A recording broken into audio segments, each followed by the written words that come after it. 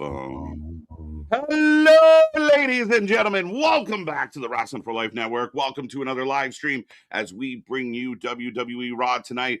Gonna be a fun one. Lots to talk about. The wrestling world's a buzz, for better or for worse. Everyone's talking about something, and we're going to talk about it here tonight. Me and that pretty face got you all the way through. So strap in, strap on, grab your snacks, grab your feel good, and let's raw.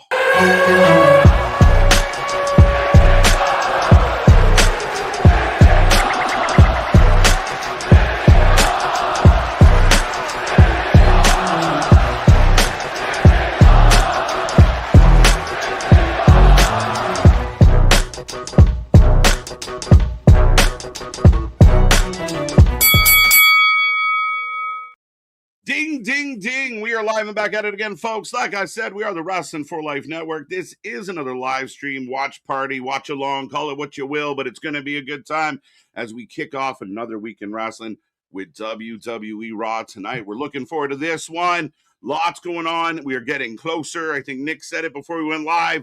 The go home for the go home. So we will see what happens. A lot of talk, a lot of chatter, a lot of buzz, a lot of crying, and we're going to break it all down here tonight. Get in that chat, blow it up, click all the buttons. Don't forget the little reaction buttons. They help that algorithm, and we got all your action tonight. If you don't know who we are, I'm Mr. Every Night, KJ White, the Iron Man of YouTube, and that is Big Nick. Ladies and gentlemen, boys and girls, children of all ages, the Wrestling for Life Network proudly brings to you its tag stream champions of the world, the Every Night Delight, KJ White. I am Big Nick, and yes, like you said, this is the show before the go home here tonight. We've got less than 2 weeks away from Wrestlemania kicking off, so we've still got to really, like, now we're rounding third, headed for home here. We've still got Obit and Brock are going to be face to face. We're getting Punk. I don't know if we're getting Roman, potentially not. So, and we've got JD taking on Finn, so they're very much, like I said, rounding third, heading home here. Yeah, lots to play out. A couple things added late as far as we head towards WrestleMania here. Still trying to build it up, still trying to make it big. Lots of moving parts. We will see. Roman's not scheduled that I know of. Like you said, Brock and Oba, we're going to get both. Seth's in the building tonight. What will that look like as far as his, what are they going to do with them in the vision at Mania? If anything, we'll find out. But so many things going on, obviously, in the wrestling world. And with this one, I mean, it builds up pretty quick, Nick. And again, I'm very intrigued to see what they bring to the table. Oh, yeah, especially with two. I don't know if you saw this, but the WrestleMania cards, night 1 and night 2, will be announced on ESPN tomorrow, I think 9:30 Eastern time by Tessitore. So they're going to officially say what's on night 1 and night 2. Now we're looking at, like, I think 6 matches per night, roughly. I think we've fleshed that out to 8. I've heard 7's the magic number, but we'll see. Yeah, we'll see. I mean, there is still a couple matches we're waiting on, so it doesn't shock me. It does look about 6 a night right now. Again, it will be the next thing for people to melt down about where, how this match card sets up. Pre-warning you, folks, it's coming. Don't worry. Tomorrow, we'll have all the meltdowns about why the card is in the wrong order and how it's the worst card ever. And oh, my God. But we will find out tomorrow. We'll see if our guesses were correct. I mean, I feel like they've been leading us down a path, so we'll see if there's any surprises, any twists. Maybe Oba and Brock are the main event. We'll find out. At this point, I feel like they probably should be, based on reactions. Based on reaction? I mean, it's the hottest thing in wrestling. I mean, what reaction are you worried about? It's the most talked about thing in all of wrestling. I'm saying a reaction of what would be the main event of at least night 1, but we can talk about that later. Oh, we got lots to talk about. Definitely. With Oba and Brock, for sure, that's probably the most talked about next to Roman and Punk, and might even be above Roman and Punk have talked about matches going into Mania. Yeah. Do they actually get physical here? Does Brock get his lick back on Oba before we get to Mania? I think Brock's got to get one in. If not, I feel like Brock's the favorite to win. I know the bettors out there have it listed that Oba's a heavy favorite, as he should be. The young man in his prime against, even though it's Brock, it's old Brock. It's not the same Brock that once was. So Cowboy Brock. It's right. But I believe that if Brock doesn't get any offense going into Mania, I can't imagine he gets none and then loses. That's tough. That's tough. Does it? Well, it's. I get what you're saying because on one hand, does the lore of Brock outweigh enough that even if Oba just stomps him out, then Oba's Oh the yeah. beast slayer of Brock couldn't Mhm. even put a scratch on this man. But also at the Yeah. same time, does that take the luster a bit off of Brock because Brock's still the beast? It's still Brock. Like Brock will lose at Mania and then go away and come back probably Oh, next he'll year. lose, but I'm saying if he Like, goes like doesn't yeah, ever lay a scratch on Oba. yeah. I mean, if you really want to fucking strap a rocket to Oba and put him to the moon quick, that would be the way to do it. I mean, uh, just dust Brock. Oof. I mean, I mean, Brock will be Brock. He'll ignore the booze, or even if people think, oh well, nah, he'll be fine. It's Brock, Well, it'll but show that Brock that's huge. gives and will put over talent, and Brock's gonna probably go away after Mania anyways. Yeah, I fully expect him to. Will he be involved in SummerSlam? That remains to be seen. So yeah, I mean, I hear you for sure. Now, if you do that when Brock comes back, say for a SummerSlam, does Brock still feel like Brock Lesnar, or is he Yeah, Brock Light?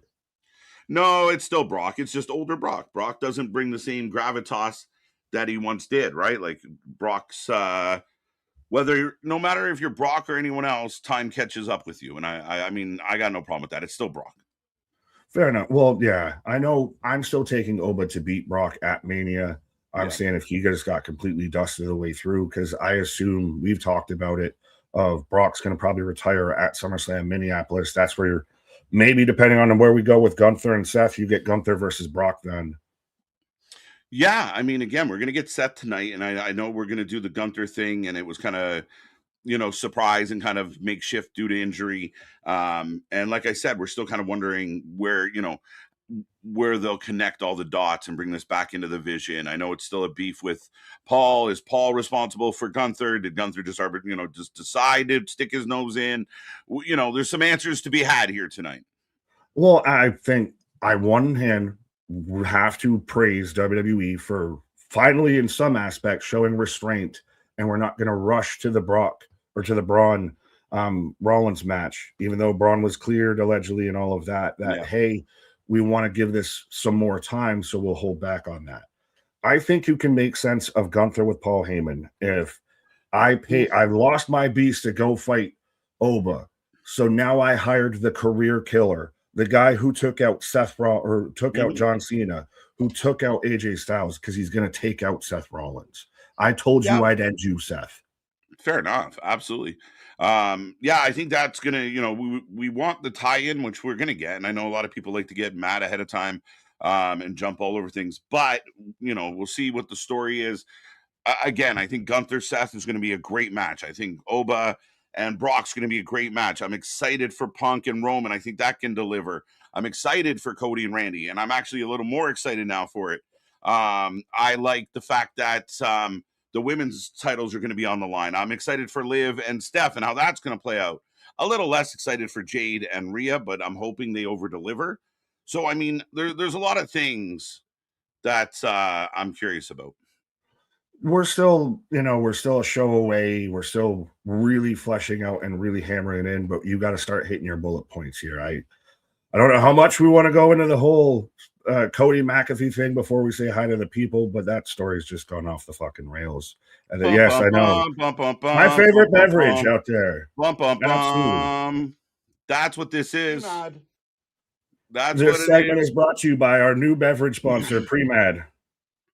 Yeah, it's made with the tiers of the IWC. Again, I love watching this reaction. I love watching everybody melt down. I love seeing it. I listen to a lot of people that I respect, a lot of professionals that I believe truly get the game and get what's playing. And what I love the most is when I see Pat McAfee laughing in everyone's face and they just freak out more and they don't get it. They don't get that they're part of the work. They're part of all of it. Kayfabe's dead. You guys are being. He's calling you losers to your face, IWC, and you're all just can't help yourselves but fucking piss and moan and cry and can't do nothing new because every time we do, everybody hates everything. I said it. People are gonna melt down tomorrow over the what night one and night two cards. It's just they're mad about everything. I will agree with you that they're already going to be mad about, what matches on what night and everything. And that we even said this before on live, and I think you even said it the night it happened, of WWE is going to get people talking about this. That's 100% what's happened here.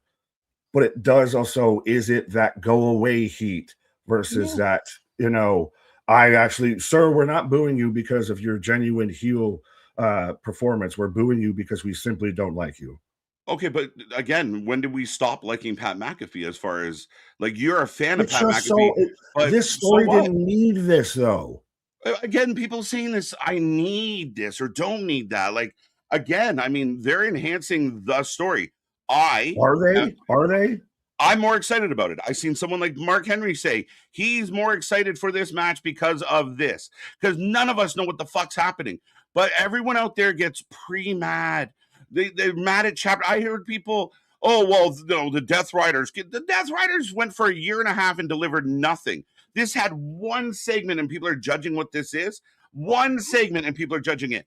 And you know what? The funniest thing is the second segment we got, some people, including you, Cody's best promo, maybe ever. Because he was genuinely pissed off. Exactly. It did its job. To genuinely piss off your top superstar. And you wanted to mention the IWC, but Pat just, the vocal minority is what we always call the IWC, because that's what they are. And they very much put a magnifying glass and put the IWC's whole Twitter rants, everything on display. But where does that happen? What do you mean, where does that happen? What 5'5"? So we're gonna blame Cody. He's Adam Cole. 5'5" midget. We talked about him. Adam Cole, Danielson, all the little guys. Gone. They're all gone. That's what he said. They're not here anymore. Like, we want to build a better wrestling. And I mean, again, I don't know if the story is bad or good, folks. I don't. But all I know is it just started. And this whole idea we don't need a lot of things. We don't need a Jacob Drew match, but we're having it. We don't need the Bella Twins. The story would have been better with just Randy and Cody. No, because it wasn't that story wasn't better. People were shitting on it. People were shitting on it, and now they're acting. People were shitting all over it, and now they're acting like it was perfectly good, and they loved it, and now it's ruined. But everybody, we don't like this. No one cares. No one's going to boo Randy.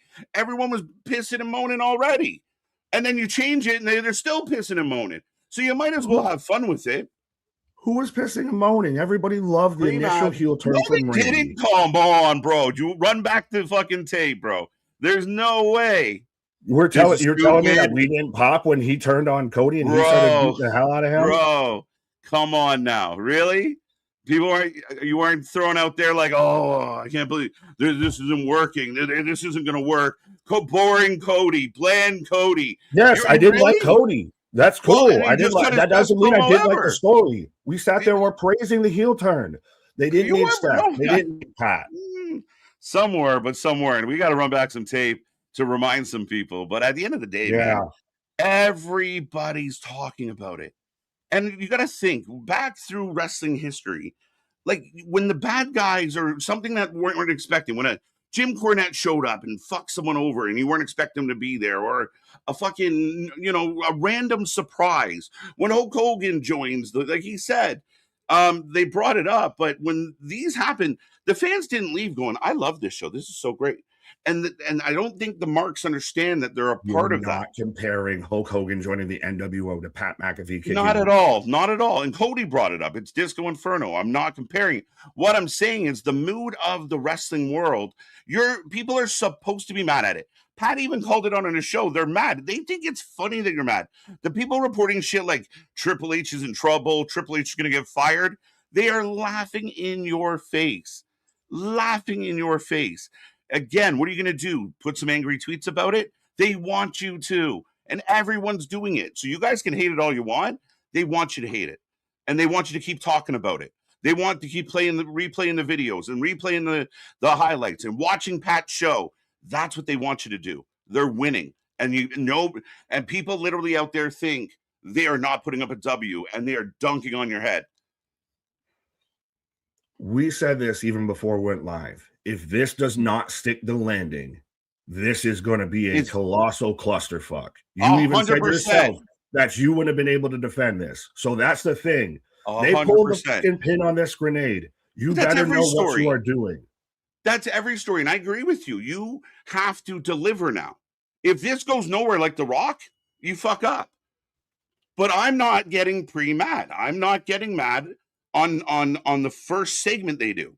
But People why are you don't doing like this 2 anything. weeks before? You're doing this, so you've got this week, and then you've got Go Home, which is basically the pre-show for WrestleMania. But they've been telling this story for a month. We were all But talking you about just added Pat. But Pat, no. Pat's been at, and he told this story very well, and I called this back when him and Randy were talking. He talked about it on his show today. This goes back months, and it goes back to when, even before when Pat came out. Pat whole wrestling passed me by was a setup for that moment on Friday. They were pre-setting it up. Randy, again, has gripes that are legitimate. He sat at home for 6 months, didn't get worked. The whole story with Cody and Randy. Then if Pat's the other guy on the phone, this didn't just start this week.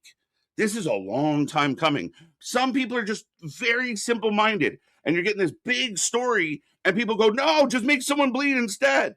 No. This is a long worked on. You didn't even see it coming, but they knew they were going to do it. So a 20-year story that's built all the way back to Randy and Cody and legacy, teacher, mentor, student mentor, all of that whole story. And then even recently where Randy's been staring at the belt since Cody's become champ and everything. Yeah, occasionally. That story needed Pat McAfee. That story was crucial. But we don't know what the story is. So if WrestleMania ends with Randy as the champion and the leader of some new faction that is come here to save wrestling, well, then again, yes, it didn't need it, but my God, it made it really fun. Does your butter need popcorn, or does your popcorn need butter? Either way, do you no, but it's served fucking nice when I got it. So we don't need it, and you can tell the story. But again, all it is mad. All day I get long. a good look at a T-bone steak by sticking my head up. But right, like at the end of the day, I mean, I think it's accomplished its goal. And I know I'm going to be in the small pocket of internet people that aren't losing their mind. I listen to a lot of people talk about it. I listen to that little pipsqueak from New York scream at the top of his lungs. I listen to others break it down. And some I agree with some of the points.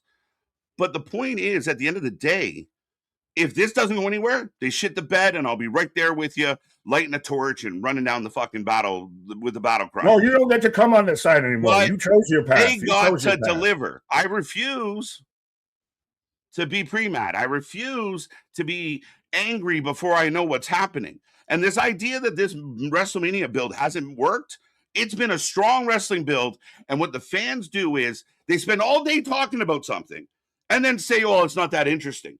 Well, you just spent all day talking about it. You spent all day talking about the wrestling build, but apparently all that shit you've been talking about, all that content we're producing on the back of this build doesn't exist. It's all terrible.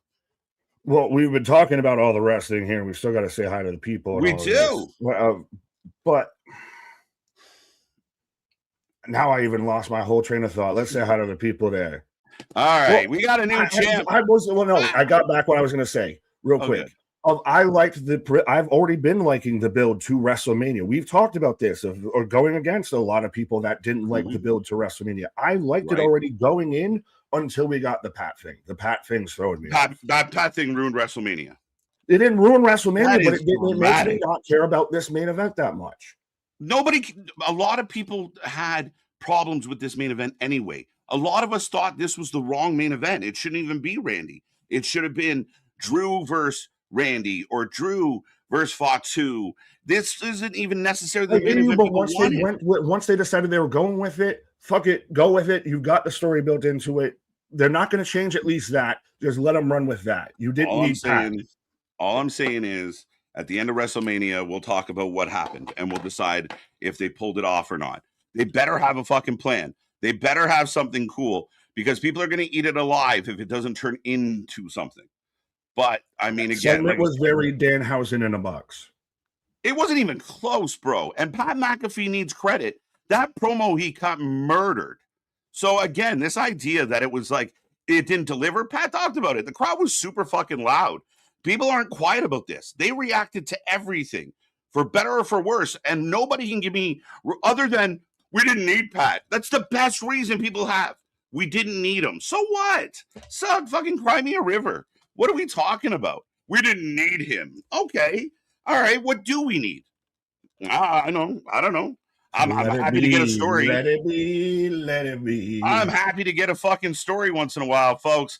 But we do have a new predictions champion. Bradley sneaks it out. A return champion. Shout out to Bradley. That was from Stand and Deliver. Picked up 11 points. And I was happy to see Bradley win again. So congrats to you, sir. Let's go. We got the top 3 from Saturday. Spaz, Roman, C Money. Congrats. That's your points. Get in the chat. The more you chat, the more points you get. The more points you get, you can end up on top of the board. Let's go. Let's go. As Spaz regains the claim and keeps it rolling again. Starting a whole new streak for him. But with that being said, we'll say hello to the chat, Nick, as Caramel Popcorn Day. Speaking of popcorn.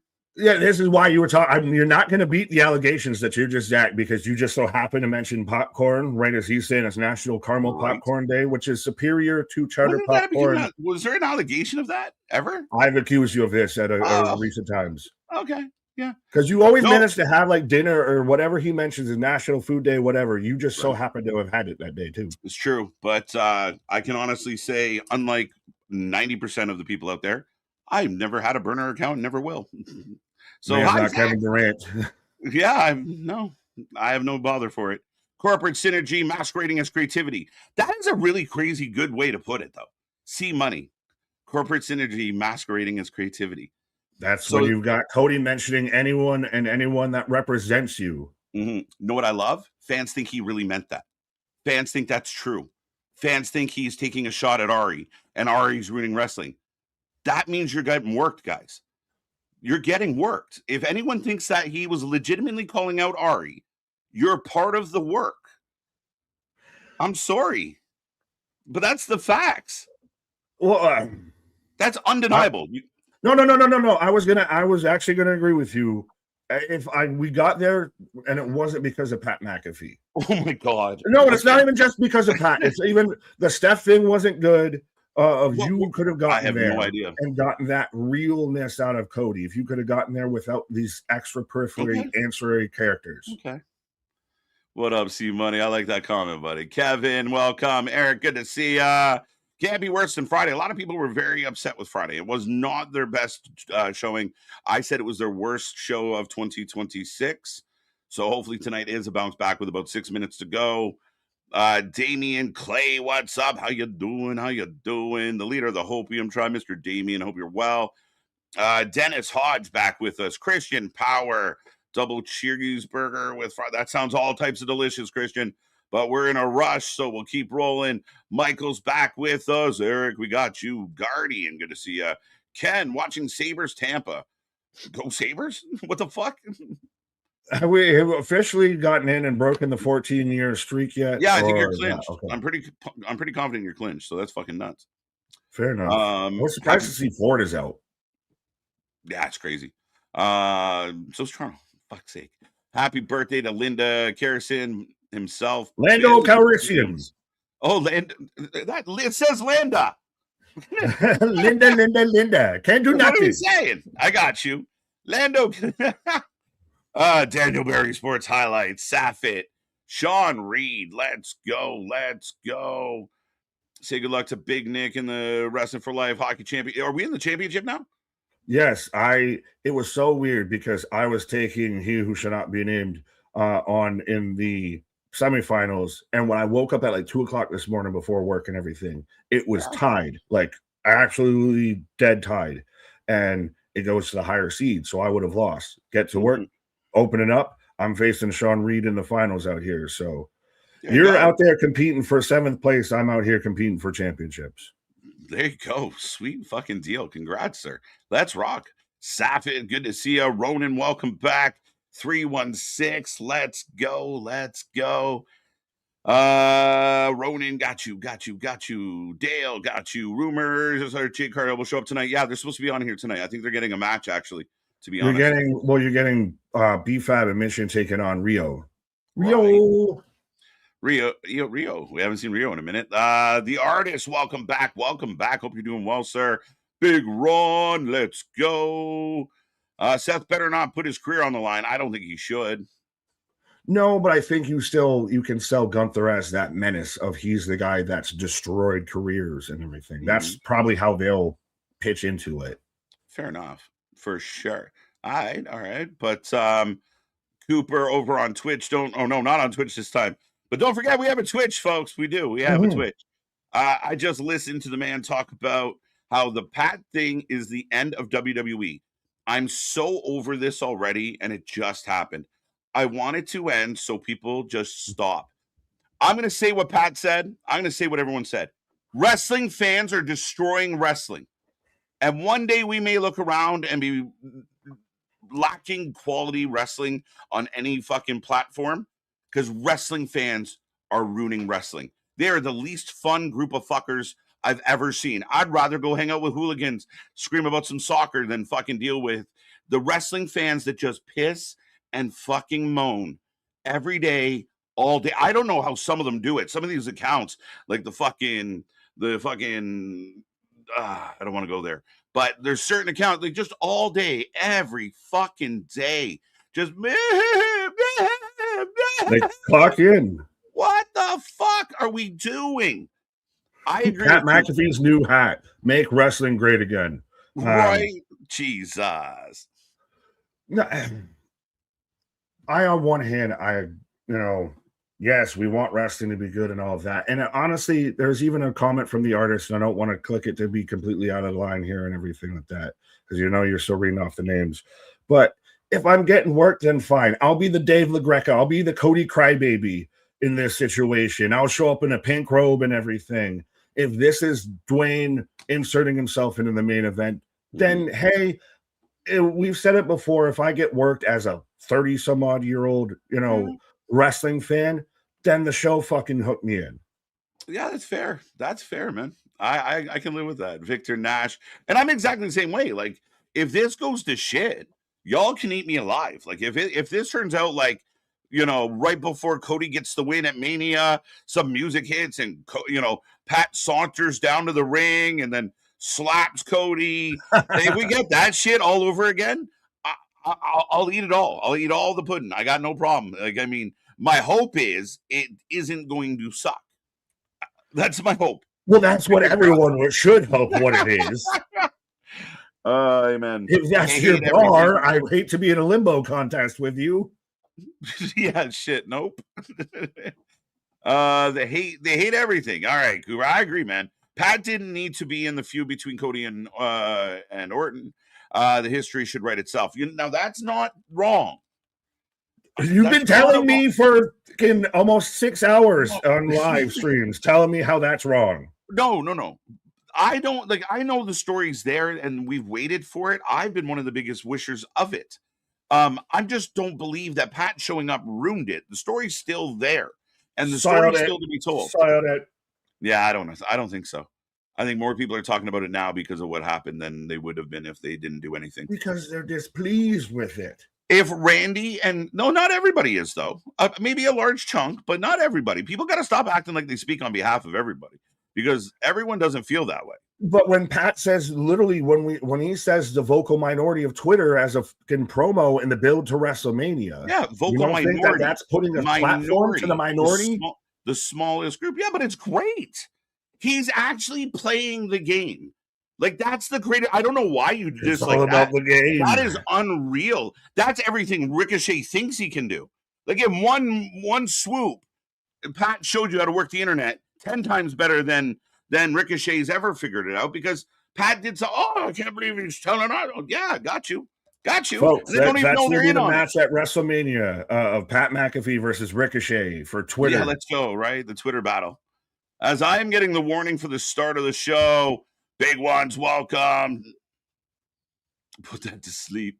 Let's go. Netflix logo. Very much. Then. Oh no.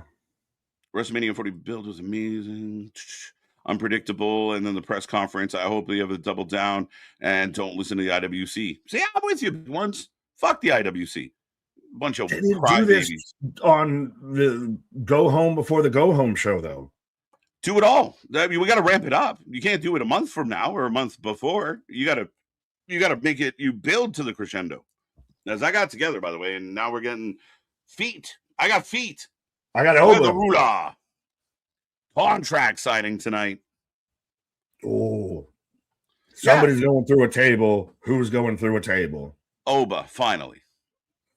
That's the thing. Does, like we've said earlier in the pre-show, does Brock need to get his lick back a little bit? Yeah, unless they don't get each other, they just, they sign the contracts and everybody keeps them apart, maybe. But I almost want to see like Brock get a sneaky one in. Not even a good convincing. 6-man tag team match night. Penta, Dragon Lee, Javon taking El Grande. That is all of the bounce for the ounce out there. Oh, yeah, this one's going to be fun. Punk's in the building. Philip. Right. Roderick, let's go. What's up? His vibes. Let's go. Let's go. In my opinion, it's just way too early to make an opinion on the new RKO team. I'm with you. I'm with you, reader. Don't be pre-mad. Here comes Punk. Pre-mad. Where did you even get that sound from? I'm evolving. Stay tuned. There's more to come. Evolution is a mystery. I'm getting ready for Mania, bud. There's a whole bunch of new buttons on the way. But Byron, I see you. Bash, what up? I just Gothberg and everyone. I just got here and everyone yelling, "What's going on?"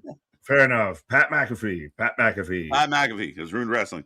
Which Spur the Rula, yeah.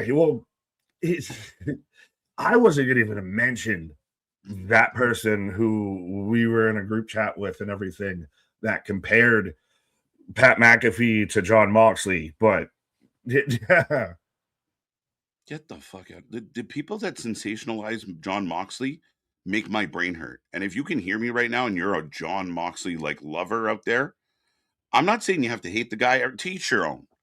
But this idea that he's accomplished anything, this idea that he's put baby faces over, who is better in their career right now because they feuded with John Moxley? I don't think they understand what talking about. What putting people over means, but Punk in the center of the ring down and crisscross applesauce, Nick. Crisscross will make you hey ho. Kyle, Big Nick, what was your match of the night on Saturday for NXT? I really like the women's triple threat. That's very much up there. I personally just like the Tony match, the Fatal 4-Way. Tony, Grand Slam champ, first ever in NXT. Mm-hmm. Let's go, Paisan Prince. Yeah, I thought the women's triple threat. Lola gets the belt, and I thought those all three ladies delivered big. I love that match a lot. I thought when you talk about women's wrestling, I put that match up against just about any match we see. All right, Punk, were they chanting pretty loud OTC? A little bit, yeah.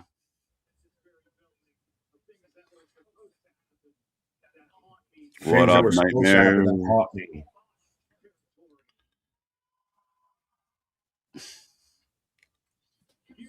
This is heel KJ. I love it. I mean, 316 of KJ equals TKO. That's it.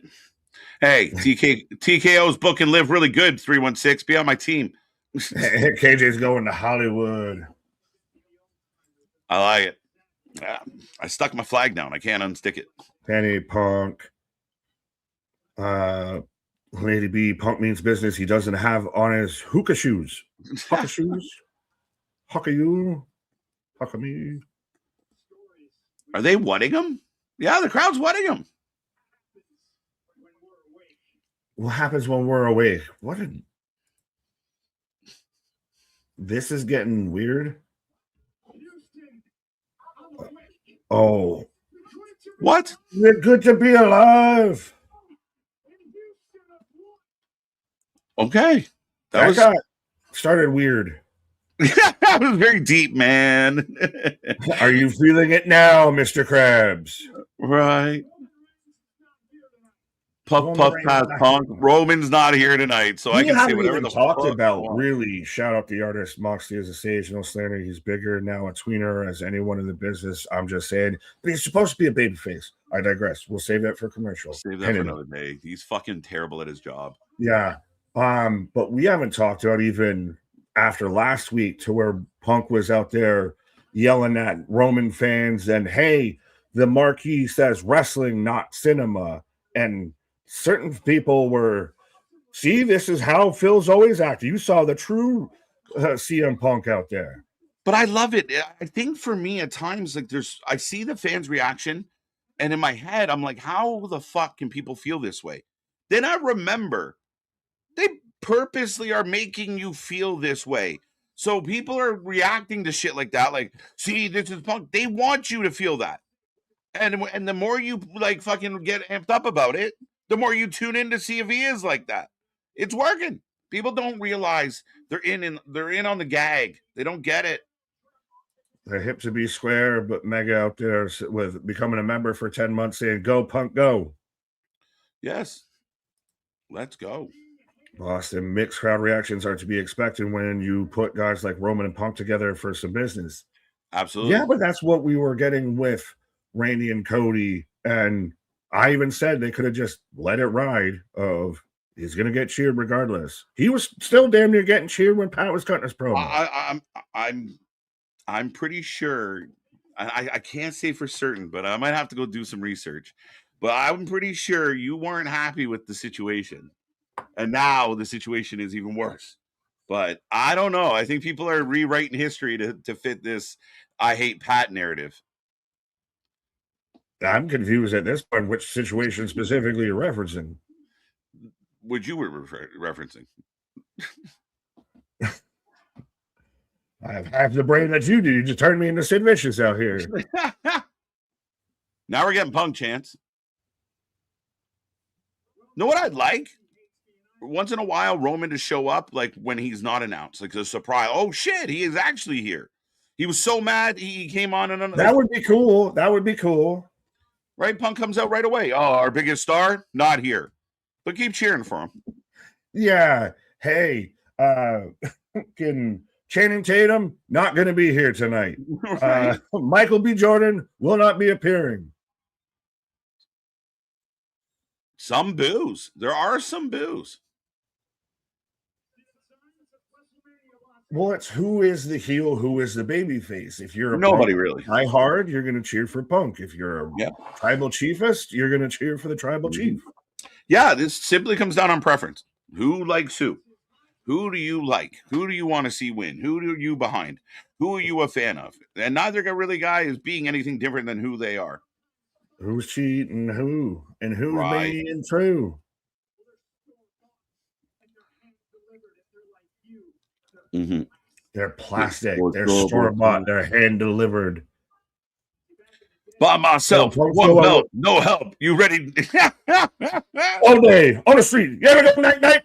Oh, that ties in perfectly to even. I'm awake now. That ties in perfectly to the start of Punk's whole bullshit promo out here. Right. You ever go night?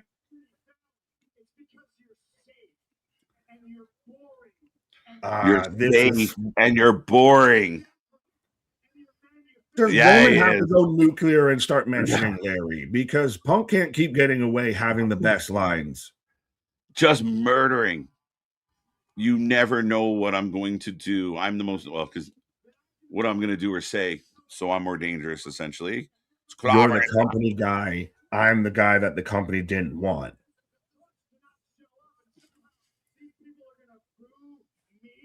Somehow these people are going to boo me. Now they are booing him. He asked for it. You know I'm right. This feels a little more. Tell me when I'm telling lies. Right?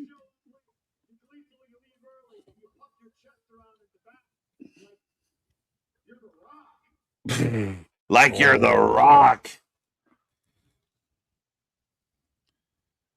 Punk will save us. Most generic reactions they could have cut to of just shrugs. Was a Hollywood superstar. Was. Oof. Hi, Dwayne. No, dude, does this mean we're getting Dwayne now? Let the fun begin. Dwayne would have been better than Pat. Get the fuck out of here. You can't run. You cannot. Well, I'd take anything. I'd take a Hornswoggle over what you're going to run back 41 after that debacle. He would at least try to make sense of it. My bloated cousins? Oof. I don't have wise men who want to protect me from the truth. Roman has to come back. Like Roman, if they end the go home show with the Larry and everything and go nuclear with Roman, that might be the best thing they can do. But oh my fucking God. For a weird old man. Nepo baby who ate dog food for a weird old man. Shout out Vince. What up, Vince? He's getting name dropped weekly now. Look. Ah! People got that shit quick and started chanting Punk. He is digging in, and the fans are loving it. But this with Roman, it's fight back, fight back, fight back. Oh my God. Roman's top line can't be you're old.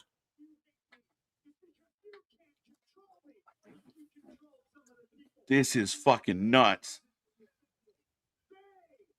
No, this is the week before the go-home show for WrestleMania. That's exactly what this is. We argued about everything on SmackDown and how that ain't what WrestleMania build is. That's what WrestleMania build is.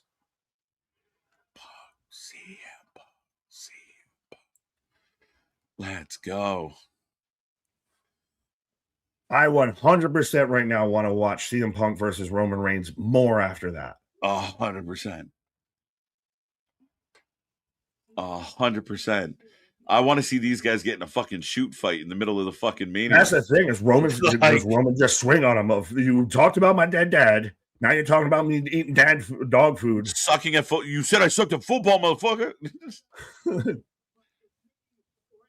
How's your MMA career go, Phil? Yeah, exactly. Listen, there's bullets. I just feel like Roman hasn't pulled the trigger on any of them. But has Roman been allowed to?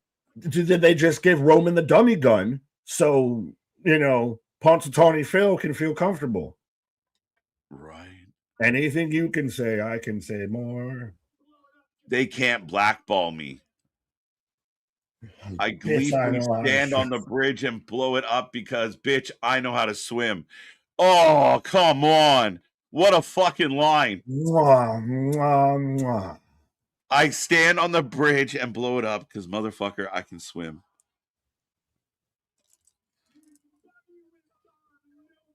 Oh, you said Pat.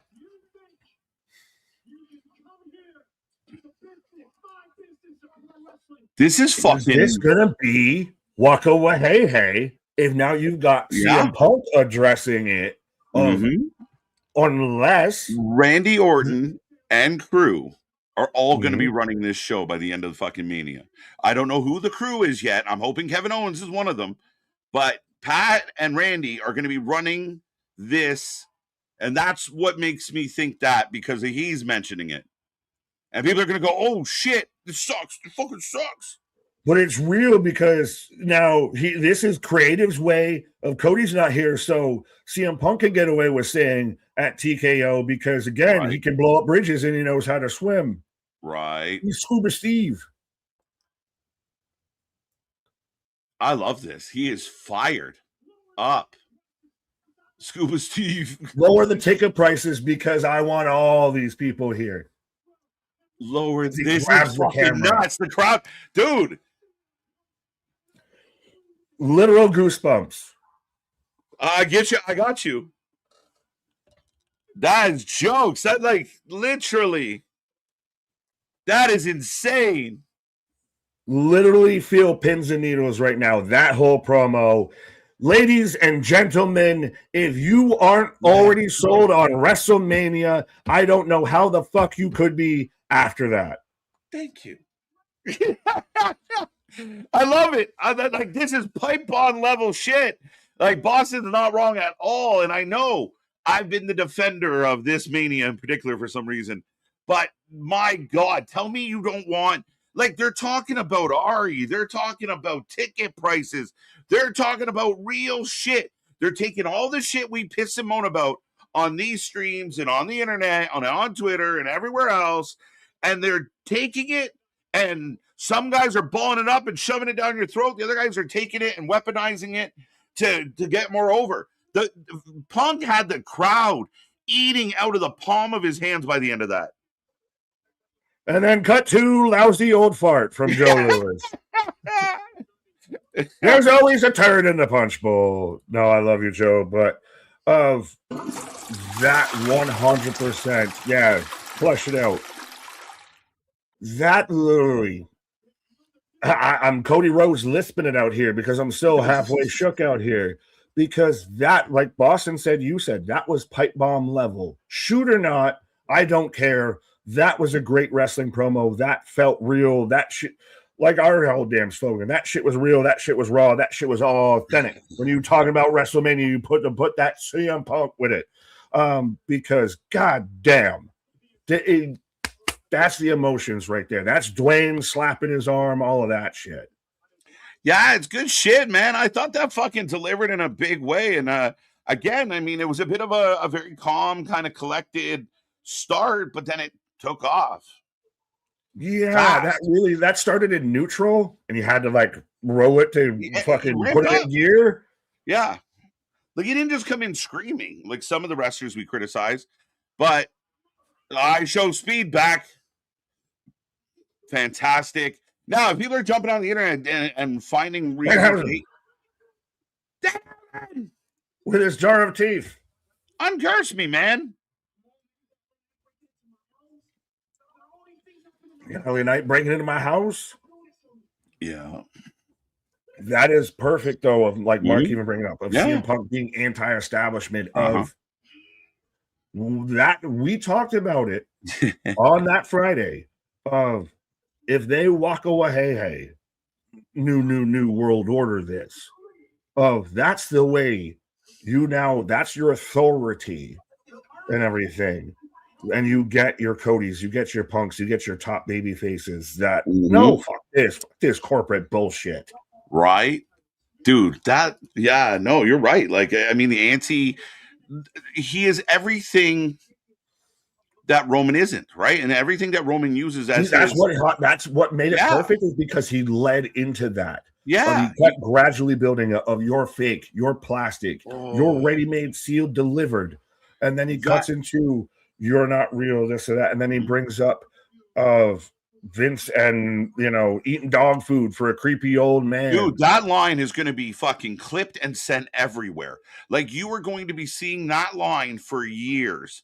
That fucking ate dog food for a weird old man. Oh, that's already circulating. That's all the memes already on Twitter. Like, when you talked about pulling the pin earlier on the Pat stuff, I mean, this was a guy that pulled the pin and he didn't wait. He fucking gone.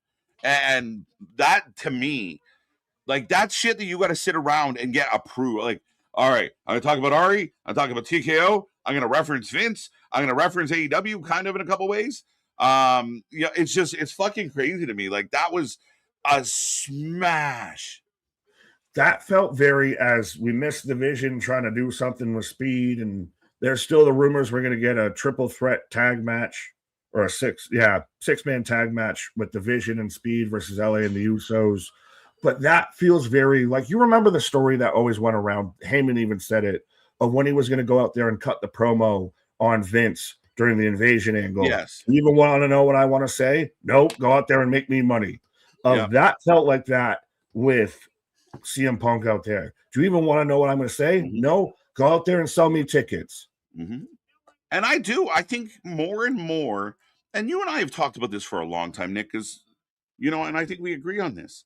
And you said it about the real and authentic. If you can make this feel with the internet fans so dialed into everything, you make the show work. When you kind of twist them up and when you talk to them in a way. Now, the general audience gets it too, because you're not being so, there's little inside baseball, but then there's also the big comments where most of you hear the crowd reaction to it. But like, make it when you dig into stuff that people are perceiving is really happening, then run with it. Oh, you all think Punk's a menace and a cancer? Oh, okay, he's going to be that guy, and he's going to drop pipe bombs. And you think corporate Roman is that guy? He didn't even apologize. He goes, yeah, I am. What are you going to do about it? Like, it's just be as authentic as possible in delivering some of this shit. Be less fucking community theater, and I'm good. But then where does a show like Unreal fit into this? Is that one that even Pat brought that up? Your boy Pat brought that up in his promo. When I tune into Netflix and I see everybody doing you know what in gorilla position with Randy Orton here, do you use a show like Unreal to play into that real aspect of at this point with hands off of 95% of your audience, and I'm ballparking, it could be significantly less, know the ins and outs, have dirt sheets, have Twitter, have social media. Even if you don't want to know spoilers, you get bombarded with them. That you use as your entryway into sell what's real and what's not. That Unreal still becomes more of a kayfabe show. Yeah, I mean, my only defense of Unreal, because it's not my favorite concept, because it is like the magician, you know, showing you how you pulled the rabbit out of the hat. I don't love that part of it. However, the only defense I have in that one is that it's already all out there. So we're pitching about something that's already been unleashed on the world. If I was in Triple H's chair, or if I worked for Triple H, my whole idea was all of that shit. How you interact on like everything we do on shows, you also do on your social media. Unreal, we're gonna play into the stories on it. We're gonna show you the behind the scenes, but it's way more kayfabe than you guys realize. Like, I'm gonna use all of these little things that everyone's so fixated on against them. You know, if Meltzer likes to report bullshit, let's feed Meltzer some bullshit. And then it will help my storyline because people really think Cody wants to quit the company.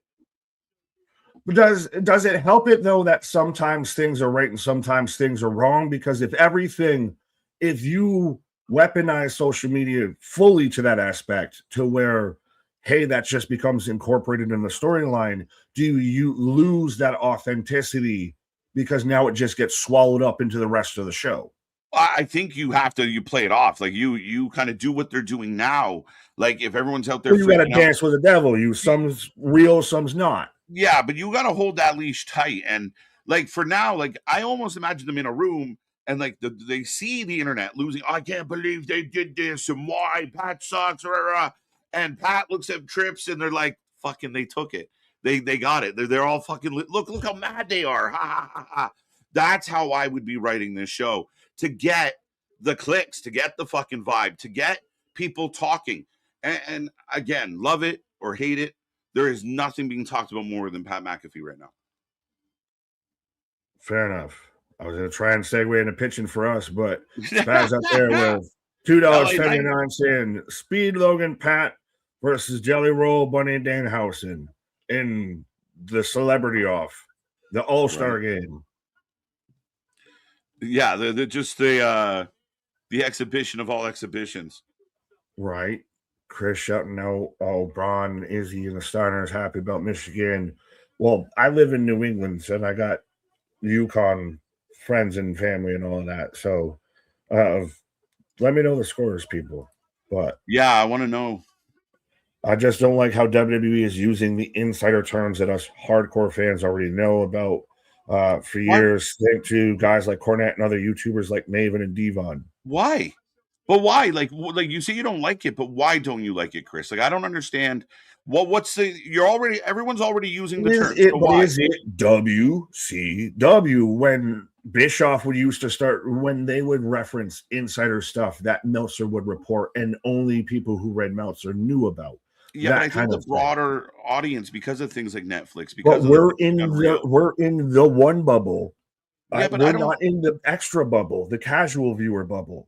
Yeah, but I think more people, because of Netflix, are in that bubble. Like more people have watched Unreal and understand what a heel is and what a baby face is. And I mean, at the end of the day, I don't see the harm in playing. Like, don't treat the. I think I get mad at the Wednesday show because I think it treats the fans like they're morons. I think it talks down to us. I think they simplify. I'd rather dig in and treat us like we know what we know. Treat us like we're smart. And the people that don't know, well, if you know, you know. And if you don't, well, you got the other joke about dog food. All right. I don't really have that much of an issue. I don't think it impacts the show. Like that to me is being like uber internet fan. KJ's a smart fan and he's proud of it. Yeah, fuck it. Own it. Smart marks. Smart mark. Well, we've already been called podcast marks, or at least Right. officially marks. By Cornet, But we do have a match started. I got to put a poll up. I'll be right back.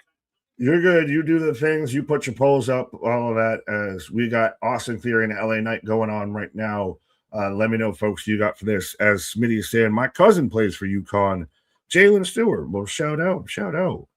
You know, I'm pulling for UConn, being honest. I'm still trying to recover from that promo. My lord. Oh, that is one that I can tell you now when we get off of this stream, probably even on my pause for the cause. I will go and rewatch that because that, again, that is what the build to WrestleMania is encapsulated. We have had back-to-back fantastic promos on SmackDown from Cody Rhodes after the whole Pat McAfee thing. And I know KJ is going, well, it's because of Pat, and I'm not getting into that. Cody Rhodes promo, they can all kiss my ass and everything, was fantastic. And that CM Punk promo is at the top of a short list of all the greatest CM Punk promos, because that man's got plenty to fill it. But anyways, as we go to commercial break, Rollins, yes, Nightmare Queen. Shout out Nightmare Queen if I missed you. Got LA Knight. LA Knight, yeah. LA Knight for the win. Got LA Knight. Ronan, Dale, what up? Bernard, congrats to my Lady Bruins basketball team. First women's hoops title in NCAA history. Shout out UCLA. Hey, UConn women losing to UCLA, right before they win it. Not bad. South Carolina did they just not show up for that championship game or what? And I know I was talking about UConn, but Michigan's just dusting teams. So if Michigan wins this national championship, they have a case to be the greatest college basketball team of all time because they won, I think, every tournament game by 20 or 30, which is fucking absurd. But Cherokee George, I see you evening all after Reigns beats Punk to win the WWE title. Will Punk becomes Orton's new target?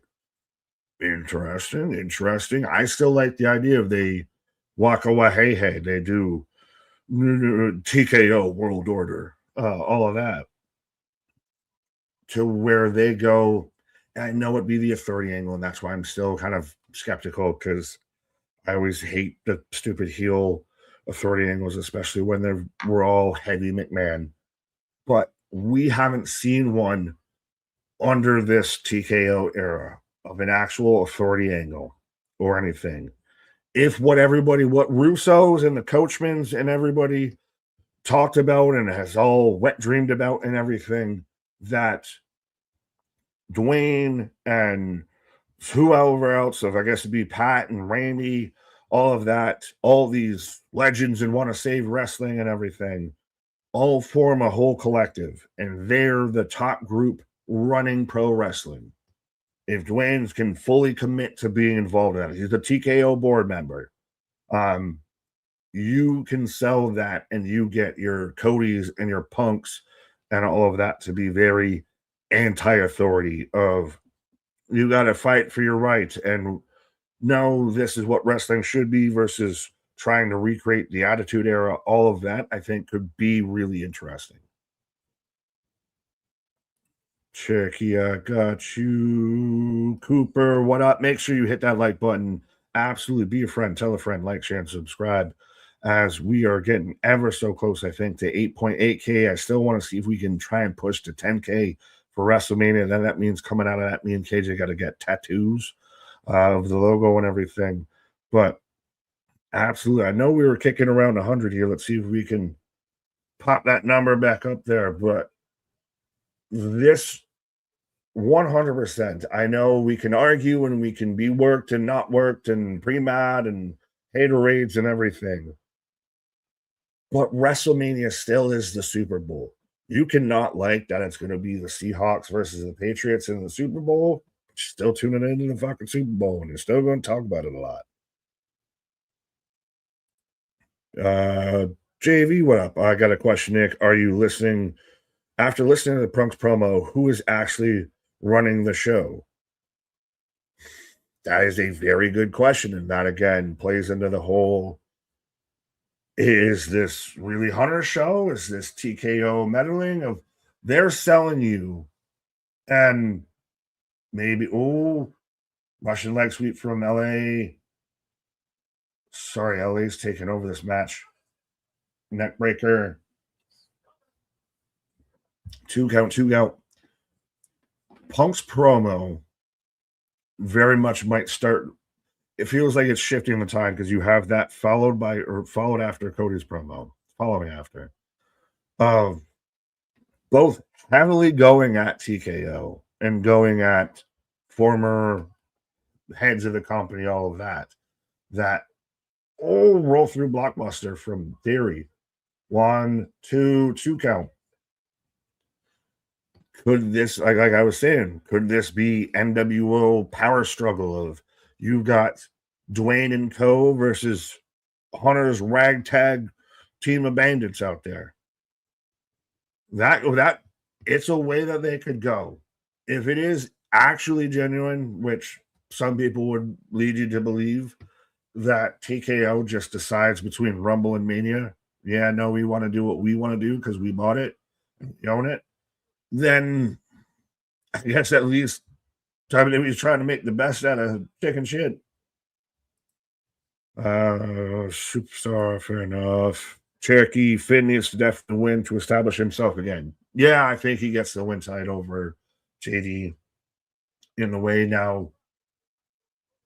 It's the go home for the go home. So that might be the last thing that we see from Finn and Dom going into WrestleMania. So, because I think Finn wins at Mania, so he wins here too. Or do you still beat down Finn and show that the numbers game are going to be a thing, and then at WrestleMania, Finn overcomes the numbers game? That's where it gets interesting. So they still keep worrying about speed. Is he in or is he out? Is he in or is he out? See money, I see you. I'm not going to click on that, but that might be more Tony Khan. So Logan shoves Speed into LA Knight. So I'm telling you, they're setting up for Speed to be in a match, even if it's just LA Knight versus I Show Speed, which is that good or is that bad for LA Knight? I know you can make the whole Usos. Yeah, we're setting up the 6-man. I was going to say, even if you did LA Knight versus I Show Speed, yeah, he's going to still match on Mania versus missing it. But at the same time, the guy who could have been at least in a mid-card feud, if not a world title at one point. Oh, he just jumped over LA Knight and slides in the ring. Bad move. But now he's going to be in this, which also the nothing for the Usos besides Celebrity Vision match. Theory, after all of that distraction, which was no count out, I didn't hear any count going. Logan still distracts LA. Theory hits clothesline, rolls him up 1, 2, 3. Austin Theory wins. That was a whole match to set up. That was a whole match to set up a match for me as they're all just staring down I Show Speed. I will give Speed credit. I know I've been gangbanging on all the celebrities and everything involved with WrestleMania, but he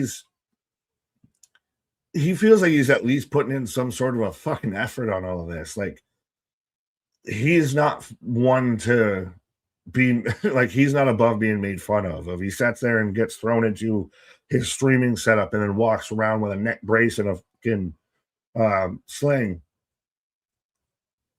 I love how Jay's becoming the fucking hothead out of the Usos. Jimmy's the cool, calm, collected, and Jay's the fucking hothead. Oh, they're going to set this man up for a 1D? Oh, Logan saves Speed. This is how we get to it. Knew it.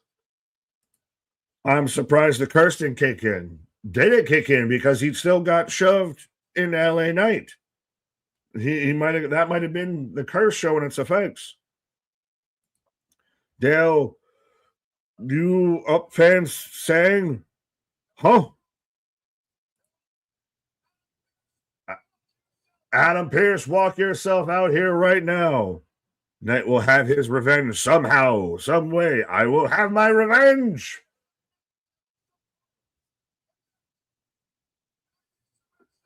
Yeah, so we're gonna get the Vision and I Show Speed versus LA Knight and the Usos at WrestleMania.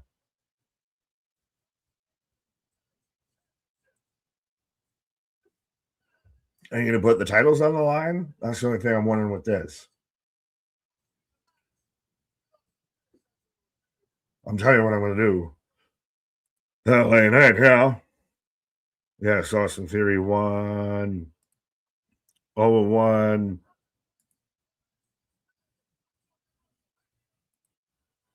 Do you think Pat McAfee and Randy Orton should be fired? Why would they be fired? That's aggressive to go all the way with that. Whether you want to or not, you're in this. But that's even Speed's whole facial reaction to all of this of like, I did not mean to be in any bit of this, but goddamn it. Is Pierce going to say it's official? This is also the least stressed I've seen Adam Pearce in quite some time.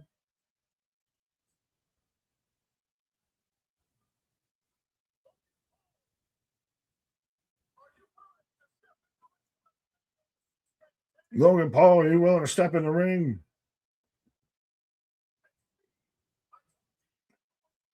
I told you should have went home. Now you're going to WrestleMania. It's official. So there you go, folks. We new WrestleMania match added to the card of LA Knight and the Usos taking on the Vision and I Show Speed. Punk is literally the voice of frustrated fans about the whole TKO WrestleMania debacle.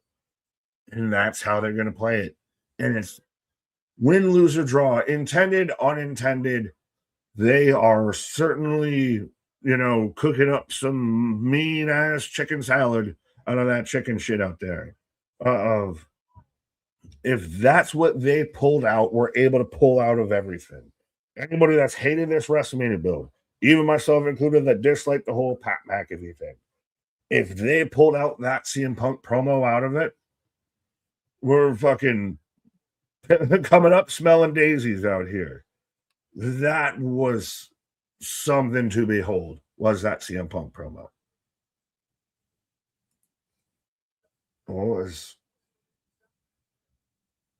So Michael Cole now is addressing the Pat McAfee situation.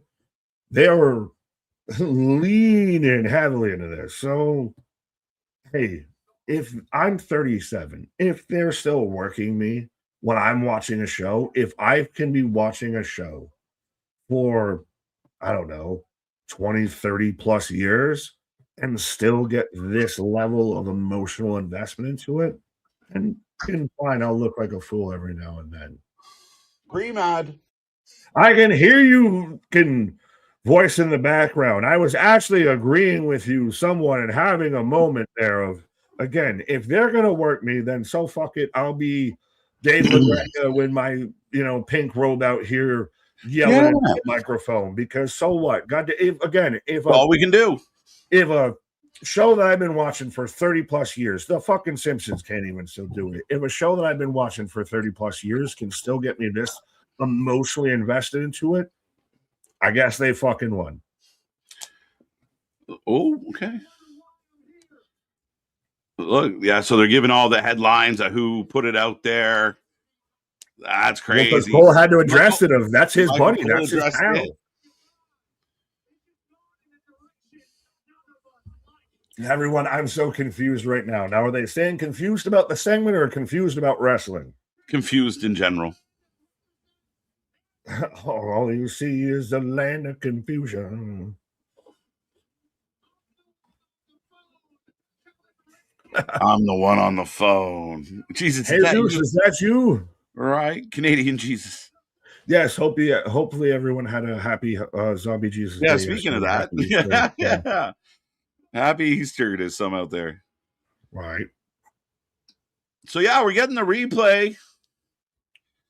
Oh, is it that bad?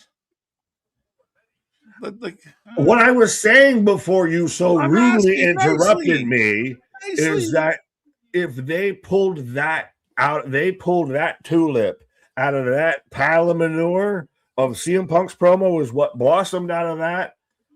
You can have that. Oh, I'm still that's on the kind of graphic. mad at it, but yeah. They put Pat on the graphic.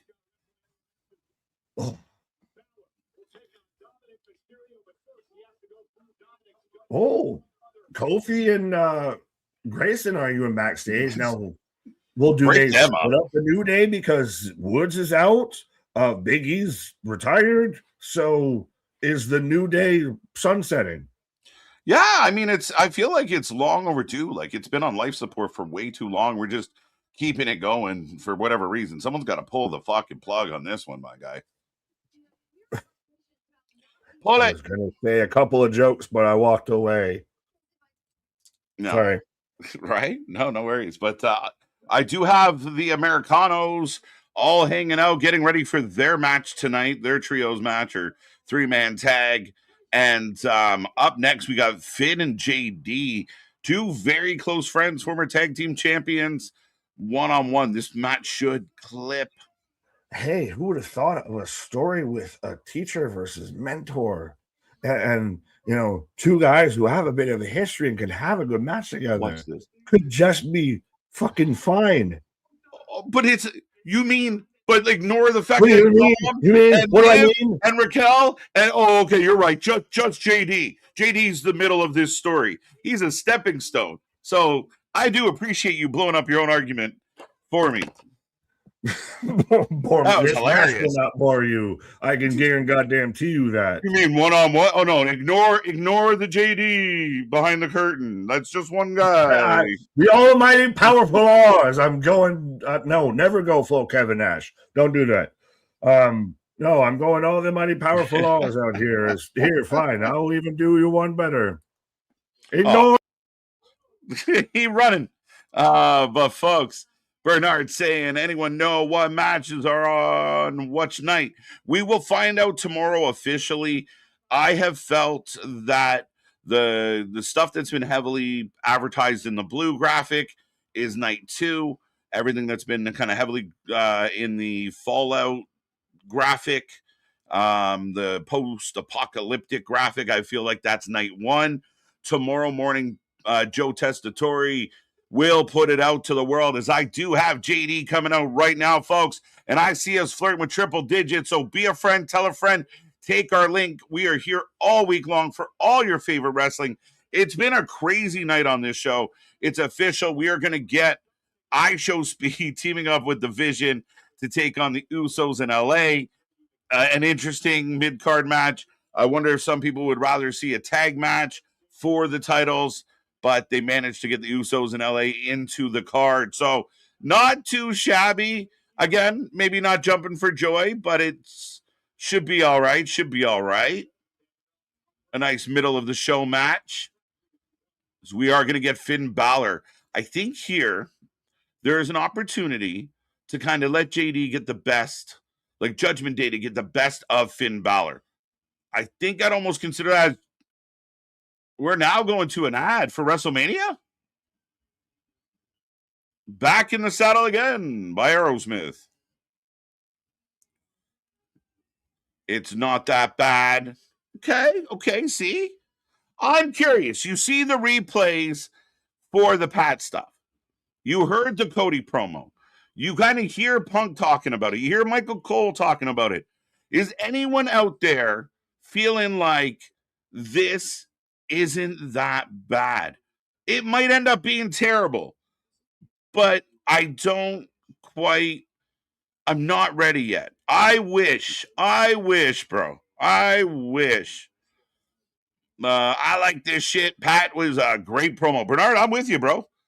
Seeing wrestlers that can actually talk on the mic is so good. Great promo for Punk tonight. Cody Rhodes, arguably one of his best promos ever on Friday nights. There's a lot of substance there. There was a lot of good things going down. So I am still on the ad for Vegas. Finn Balor should be coming out next. You did an interview, you did a commercial, and an interview while you did the commercial. Then you did JD comes out. Then you do a Mania commercial, and JD's still standing there with his thumb in his bum. Now we're getting a graphic. Can we just get to the fucking match, please? Excuse my language, but can we get going?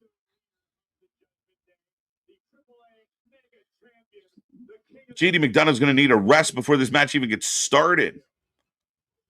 Big happy belated birthday to Christian. Shout out to Christian. Pat is in the graphic. Pat's on the graphic. So if you really hated it, it's not getting any better. It's not going away. Wrestlemania lead to, let's go. It's been a while since we've gotten a takeover or like an authority, like, even with Punk, like the anti-establishment. It's been a while since we've kind of had an in-house turmoil. So I'm kind of curious. I do still want to know. And if anyone's got the answer, I'm very curious. Why Steph? What does that mean?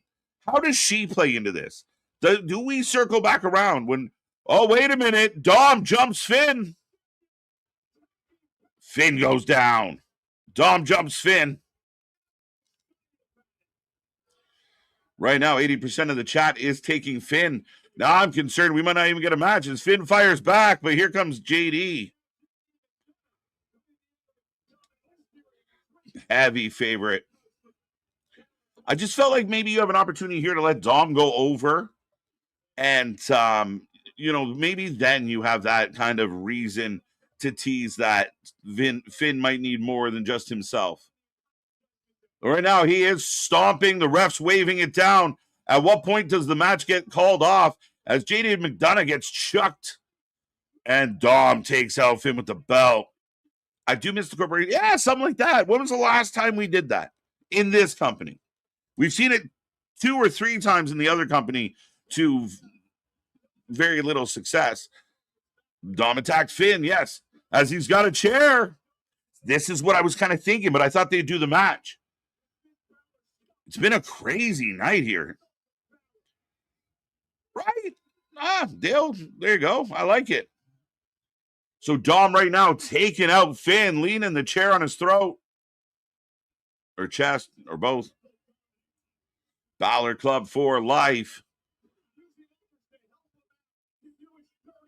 So we are not going to get this match. But are you pushing Finn into the darkness? That's the question, folks. Are you pushing Finn into the darkness? Pat is great on the microphone. He absolutely is. So when you tell me we don't like Pat, we don't want Pat, why? What is it about Pat that doesn't jive with you? As we jump into an AJ Lee package. Just got to let it cook. That's it, man. Let it cook a little. Why are we getting mad on chapter 1? One segment. People are like, worst thing they've ever done. What? Sup, Rory? Welcome back, sir.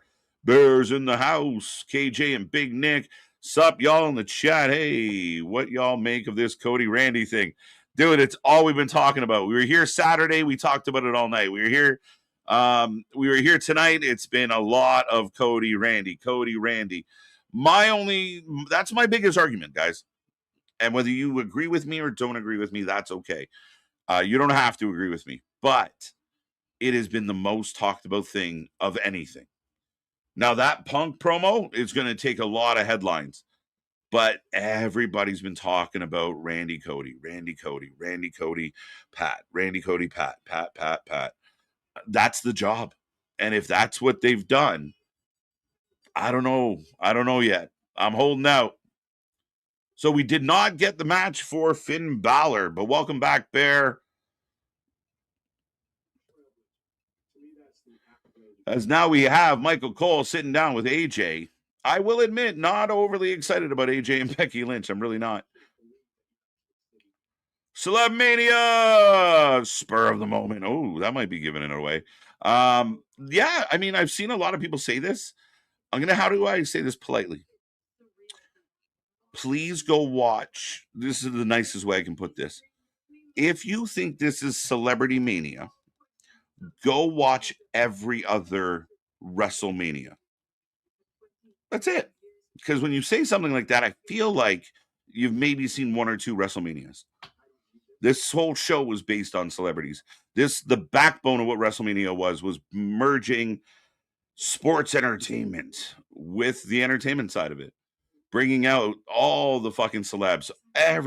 One time we had Lawrence Taylor take on Bam Bam as a main event, like as a big deal marquee match. Like, there is a lot that we are overlooking as modern day, current day wrestling fans. That blows me away. Like, what? I really think that this is Celeb Mania? I don't think there's that many compared to some of them. Right? Where's Pete Rose? Where's Drew Carey? What the fuck are we talking about? Match never happened. Happy birthday to Christian. Happy birthday to Christian. Live tight. We got a 2.5 hour show, my guy. Relax. Spy $6.99. If the Pat thing is more than just Orton Cody, if it's something big to split the company in half to affect everyone, TKO versus WWE, Trips versus Dwayne, yes. And thank you so much for the super chat. But yes, why not? Right? Why couldn't that be the case? Right now, I do have Becky and AJ face to face. I'm proud of you. I'm proud of everyone in the locker room. But yeah, and again, if it is something, then yes, they did it. If it's nothing, nah, it's not good. But I don't know.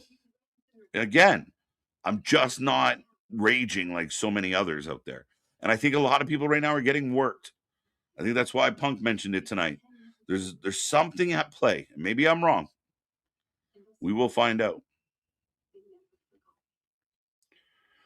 The fans never forgot me, by the way. AJ says, I'm the IC champion. I am your favorite wrestler's favorite wrestler. Really?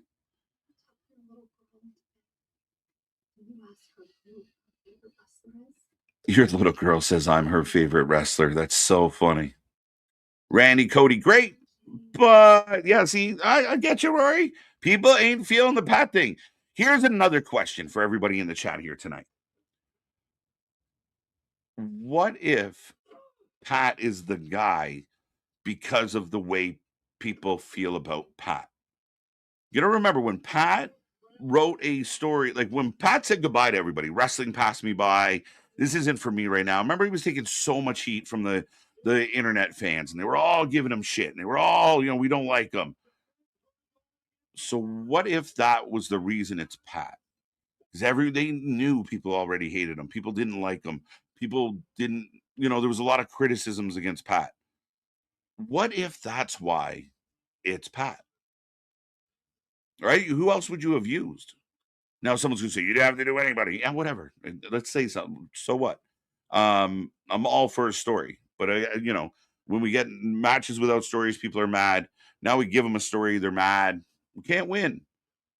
But the Pat thing's an interesting part. I don't know. I know a lot of people are shocked about it, but I do have Bailey coming out, which means we are going to get a tag match.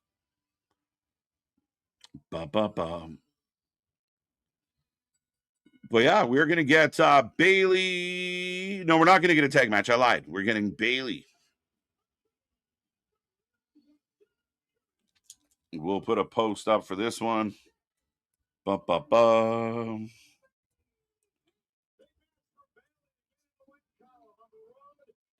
Bailey's trying to get a W. Taking on Lash. Woo! This one's going to cook a little. We'll see how this looks. Well, there it goes. Get your votes in. Let me know who you're taking. Dale, I haven't seen her. I don't know who Dale said. Becky looks good tonight. Let's go. I could have missed her. No, I think we're talking about someone else. this is some soap opera acting. I'm with you. I'm not into it. That whole segment, it's not hitting for me. I don't buy into it. It feels like acting. Um, yeah, as the wrestling turns like sands through the hourglass. These are the wrestlings of our life. Hello, Nightmare. Maybe a McMahon or Triple H is really behind the whole thing. Which would be better? I mean, I think there is potential for that. Can't say for sure that is going to happen. That's the way this is going to play out. So I do have Bailey coming into the ring, folks. Again, hit like, share, subscribe, click the reaction buttons. I want to see those little hearts popping up as they help the algorithm let them know you're having a fun time here at the Wrestling for Life Network. But Bailey is back. Speaking of back, it was me, Austin. It was me all along. Is that what you're trying to pitch out there? Is that a McMahon gets involved in this whole, behind the scenes thing? Right? On my pause for the cause, I sat there and rewatched what I could of the highlights and everything of that CM Punk promo, because that was a masterclass. Yeah. But even he took shots at the ticket prices, which they're acknowledging, which is weird that they're acknowledging and not doing anything about. They directly mentioned Ari, which again is surprising. Cody's promo. You're right. They directly alluded to Ari with this one. Yeah. Again, you're right. Like, sorry, they alluded to and did directly say it. I think it's great. I mean, are they setting up TKO versus WWE? Is it the real wrestlers versus the corporate, the Roman Reigns of wrestling? Like, is it a civil war brewing? I'm really tempted and interested if they do it. I just also know it has almost never worked in pro wrestling, despite how cool it fucking sounds. Right. So I'm like, especially when both sides, like, it's infighting. So right. I almost want it, but I almost don't, because I worry that it's going to be invasion again.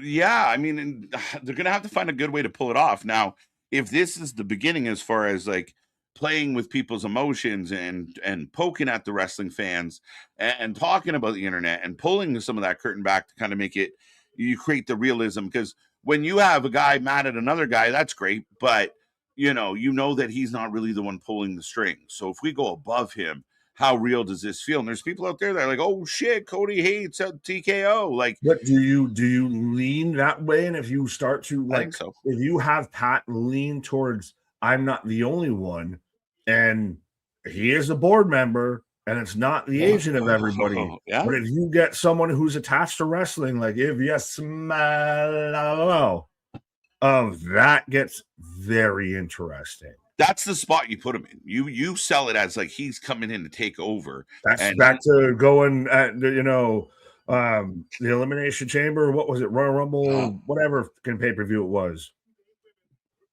Yeah, I don't know. I think I'm like reaching quite a bit here. But I mean, you're trying to make this feel big, and like you said, to cross it over and have Punk mentioned TKO and Punk mentioned things like ticket prices. Like, that's craziness. Like, I mean, even from a standpoint of you put the fans in a position of doubting everything, because you're like, fuck, wait, they approved you telling the fans that they're overcharging them? That's crazy tactics. But then again, you're like, okay, so he must have said it without being, green lit. All right, so what does that mean? So he's shooting at the company. So there's legitimate heat. Oh shit! That's what sells you into Cody's of it was real. It was a shoot, brother. Yeah, he's pissed. They are sowing the seeds pretty heavily of an internal war, and if they don't, are we just the only ones that see this? Like, am I wrong in saying this? That it seems very much like they're sowing the seeds of Punk's cutting at the company. Cody's cutting at the company. Yeah. Randy's very much saying the company ain't, that old mare, she ain't what she used to be. What she used to be. They're setting up their own civil war, and if they don't start to pay this off, or if that isn't the end game they have, I wonder if it's going to land properly. That's the thing, and I admit that to you, man. As much as we battled this Pat thing, and I love that we're on this completely different thing. I feel like every WrestleMania, there's like one thing that you and I get hung up on. Yeah, but see, that's the thing, is this is what other wrestling content creators or wrestling personalities, and I'm going to say this as respectfully as I can, actually need to embrace and everything, that there is a other side to the opinion and everything like that, of that there is very much an opposite discussion. If you can't embrace that you aren't completely right on everything, then you're kind of lost in the sauce. Yeah, a little bit. I mean, again, like I said, I think wrestling fans are poisoning wrestling. Not all of them. I mean, again, we talk about the vocal minority, and there's a large. But they amplified it. They gave them a megaphone. They did the Bart Simpson towards megaphone on megaphone on megaphone, and saying testing. Yeah, no, that's fine. Like, that doesn't hurt anybody. Like, there's no negative to that. There is no downfall to that at all. It just makes them tweet more. That there is no negative to doing that. I don't see the downfall of that at all. Just stoke the flames of hate. Oh yeah, fucking yeah, because you're engaging. Like, for all these people on the internet that are like, it's provocative. No one knows what it means. Never fucking miss, right? But they never miss, Nick. They never miss. They hate it, but they haven't missed a show in 5 years. I thought you were about to say WWE never misses. I was like, hold up, wait a minute. Hold up. But yeah, no. Well, again, I even use that as my own internal metric of that's how you know when a show does well. Is when everybody, certain accounts especially, come out in full force. They all clock in for the day. We've got to, tell you how bad this was. Same thing with a Dynamite of. Surprisingly, you haven't had so many of those same accounts say how great Dynamite was. But like with Stand and Deliver, everybody was, so Blake Monroe took a pay cut to lose to Discount Daphne. How dare you disrespect Daphne's name? I also think it was really cool, and I didn't even catch it initially, that Daphne, or that Tatum and Shiloh did a bit of a tribute to Crowbar and Daphne. And all wow. Okay. They're embracing, whether it be intentional or not, they're embracing what everybody kind of sees. Mm-hmm. But to sit there and act like that was just like, A, to not put any respect on Tatum's name, but B, to act like that was some trash match. It is just, what are you watching? But again, and I know when we talk about it, and the same people that will defend the complete same similar booking or behavior somewhere else. Like, again, it's a selective outrage. It's a selective, anger. And I got no problem having a different opinion, but it's just everything's so fucking weaponized. Well, when I have an account called, anti-WWE with the @username of Protect Tony Khan talking about WWE fans being brainwashed, that feels a little like so on the nose, like you can't even make this shit up kind of thing. Yeah, it's crazy. Yeah, the wrestling's not good. I'm just brainwashed. I watch it every week, and it just, they have me, a little fucking circle comes up before every show, and I'm happy all the time. Yay. The Simpsons Treehouse of Horrors with the hook. What the hell are you smiling at? Right. Yeah, like I'm looking here, like CM Punk to Pat McAfee. You want to talk about ticket sales? Do me a favor and call up the agent that was foolish enough to shoehorn you into business and this show and tell him to lower that is fucking madness. Like, that is as close to Razor's Edge on kayfabe as possible. But you said it though before, if they're going to walk this Razor's Edge, if this is the real era, we want to keep talking about new eras, more new eras than a fucking lid store. But if you want to talk about a new era, a real era of wrestling, Cody cuts a whole promo of you and whoever represents you, and CM Punk's out there talking about lowering ticket prices. Christ, if you want to throw in Pat's promo of what I want to bring back the Attitude Era, this is what the fans have been saying. They are putting a magnifying glass on Twitter right now, on wrestling fans on Twitter. Right. And now, do they burn like ants, or do they soak in the sunshine? Eventually, they're going to get cornered one way or the other. They're either going to be right and they get to rejoice, or they're going to get put in a position where they have to admit what happened was holy fuck, or they literally out themselves as just completely unturnable. Like that's where we end up, right? Like you end up in a position of like, oh no, but they need to deliver. There is no pleasing you. Yeah, the crowd is hot.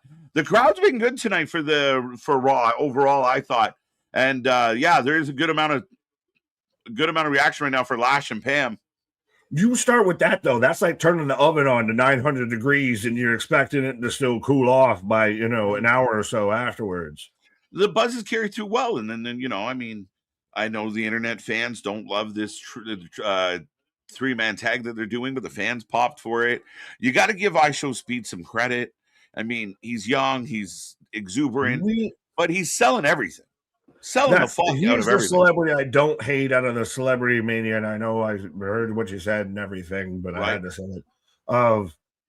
We all it's one of those we all thought it was going to come. I'm surprised. Well, then again, I'm not surprised because what tag team were the Usos going to face?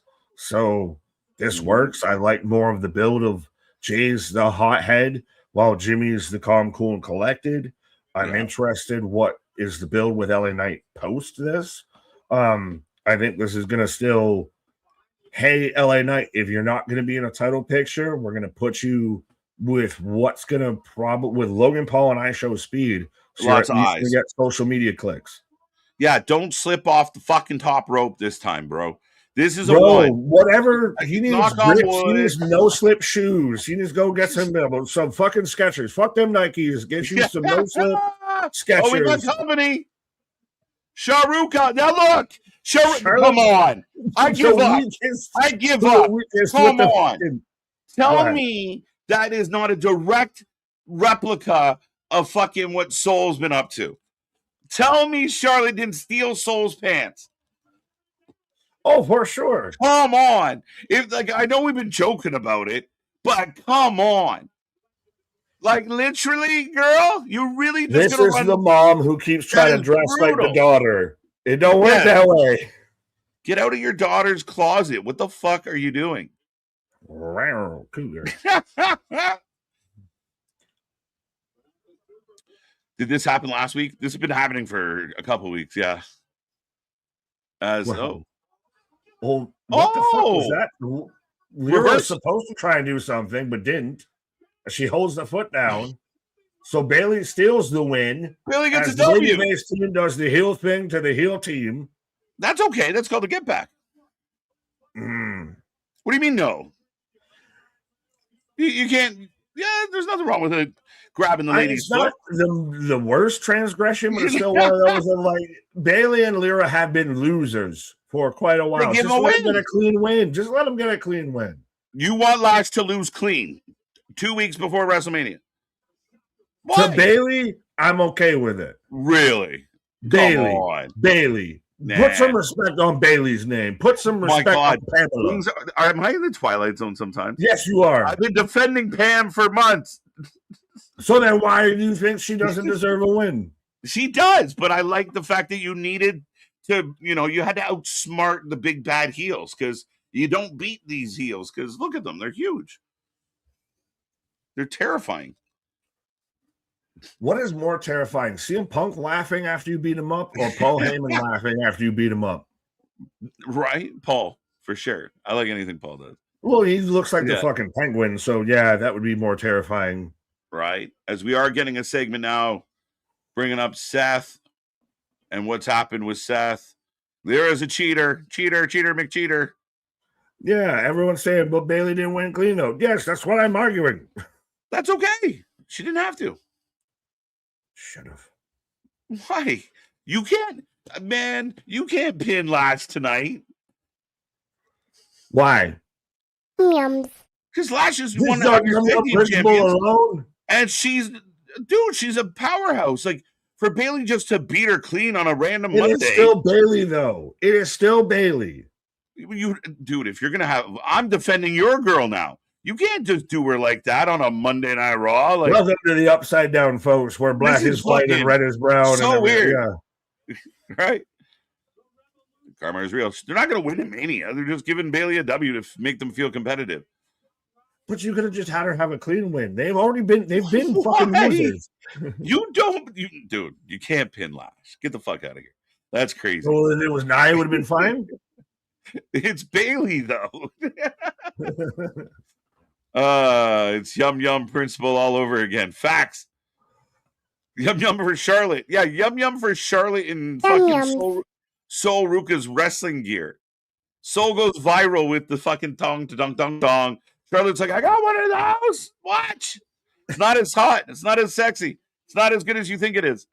Is she more or less like her father's daughter with one of those of let me turn around and copy your style and copy your swag? Oh, Danhausen. Well, I got DiGiorno. You got Danhausen. I got DiGiorno. It's not the delivery. It's not Danhausen. It's not in the housing. It's delivery. WWE Universe, it is Danhausen here. And I have some good news. Now, is he another example of you got to slam Twitter hates Danhausen, so that means that he's actually over because it's all hardcore anti-WWE pro AEW accounts that are like, I had people that were literally trying to justify that it was a better thing that Tony signed him and just paid him to sit at home than what he's doing on WWE television. Yeah. And it's just, are you insane? Have you been hit in the head by a brick? Are you touched by an angel? What happened to you? He got a slammy, Nick. He got a slammy. Mr. Helmsley. Triple Helmsley. Let the house be house. Slam.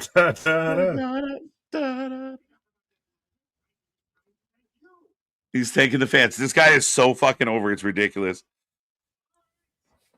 But I also just kind of hate that he's only in commercial breaks, especially now that my Netflix be cracking down hard in the U.S. Shit, eh?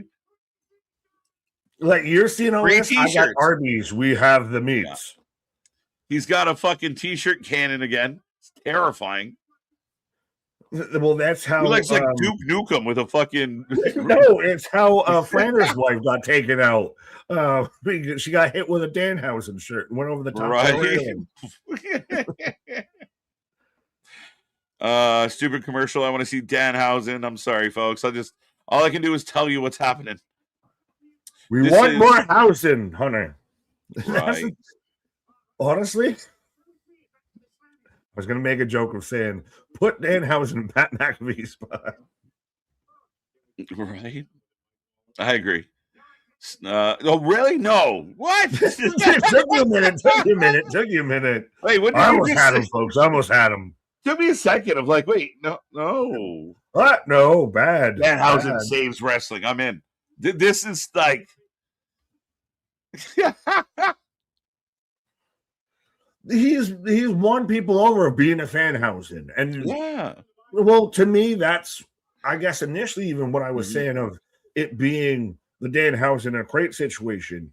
If you're doubling down, if you're back in the Pat McAfee situation, you better hope that the initial delivery was bad, but they can recover pretty hot and heavy on the. But it wasn't bad. Yes, it was. It wasn't bad. Yes, it was. Yes, he kicked the baby face in the nuts and cut an amazing. I got butt beat and I got the. There was nothing bad. It was not bad at all. Because I'm from Texas. Hey, Mark Henry. Mark Henry said he's more excited about WrestleMania. Of course, the guy who's been backing the argument. Me and Mark, we go way back. He's the world's strongest man. You're the world's strongest Canadian. Yeah, they called me vanilla chocolate, all right? We're just the swirl out here. We're the swirl. Shit. But Mark Henry, Michigan, let's go. 13-16, 10 minutes left first half. Fair enough. Yeah. The Dutchie predicted the final two. She's got UConn to win. I had Miami of Ohio versus Duke. I was all the way off. Shit. Yeah. Nick isn't when the team goes 31-0 in the regular season, you kind of think they might win a couple tournament games. Right. Nick is post-mad now. Pre and post. Post Malone, Postman, Pre-Man. That's there. Once we sell through the Pre-Man line, we're going to adopt the Postman line of that's, you know, the Dayco and Micro. We're doing the Hulk Hogan Netflix documentary coming out on April 22nd, folks. This is interesting because this had been rumored a lot. Yeah. This is going to be really, how do they go with this? I already thought just the HBK one alone was going to be interesting. This Netflix won't pull punches, but they also are partners with WWE. That's true. And again, how much will they let them do and not do? I am very curious of how it's presented, how he's presented, and how, you know, is there any way to reconcile Terry Bollea? Sometimes, you know, what's, you know, a lot of us have talked about being a very horrible person in a lot of ways, or Hulk Hogan, the guy that, you know, they just showed you how they're going to do that because they're going to show home videos and everything. They showed you're going to show him wrestling around at home and everything. So you're going to, that's Terry. And then Hulk was a different person. And then it becomes, when did Terry and Hulk merge?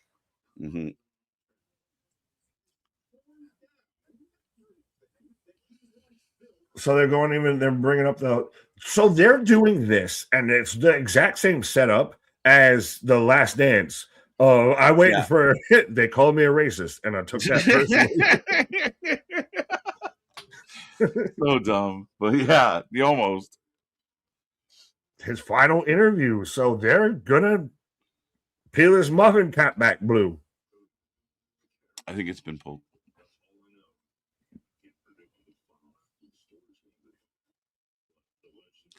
Really everyone's going to watch this. When it's the same thing like when the Vince doc came out on Netflix. You can hate the man as much as you want. You can fucking we were tuning into high horse or whatever platform you want to choose. You're going to watch that.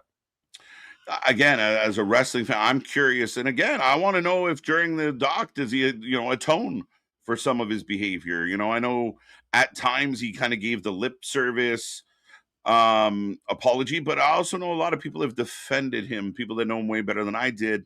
I don't, but I don't know I'm really curious how this looks. That's the thing, is what that we don't know are we gonna see is the biggest thing. Yeah, how much do they let us inside? All right, but here comes Seth Rollins, all out in black. It is Seth Wick here. Yeah. You killed my faction. It's not what you did, it's who you did it to. Facts. Seth fucking Wick. Burn it down. Seth is here. He will take on Gunther coming up at WrestleMania. Again, a little out of left field, but it's going to be an exciting match. Is this a match over whose coat is longest, though? Because Seth's out here with a whole overcoat on top of being suited and booted. We know Gunther's going to come out as the ring general. So, yeah. Hashtag Thunderlip Service. Beautifully well played, Jose. Oh, touche. Right.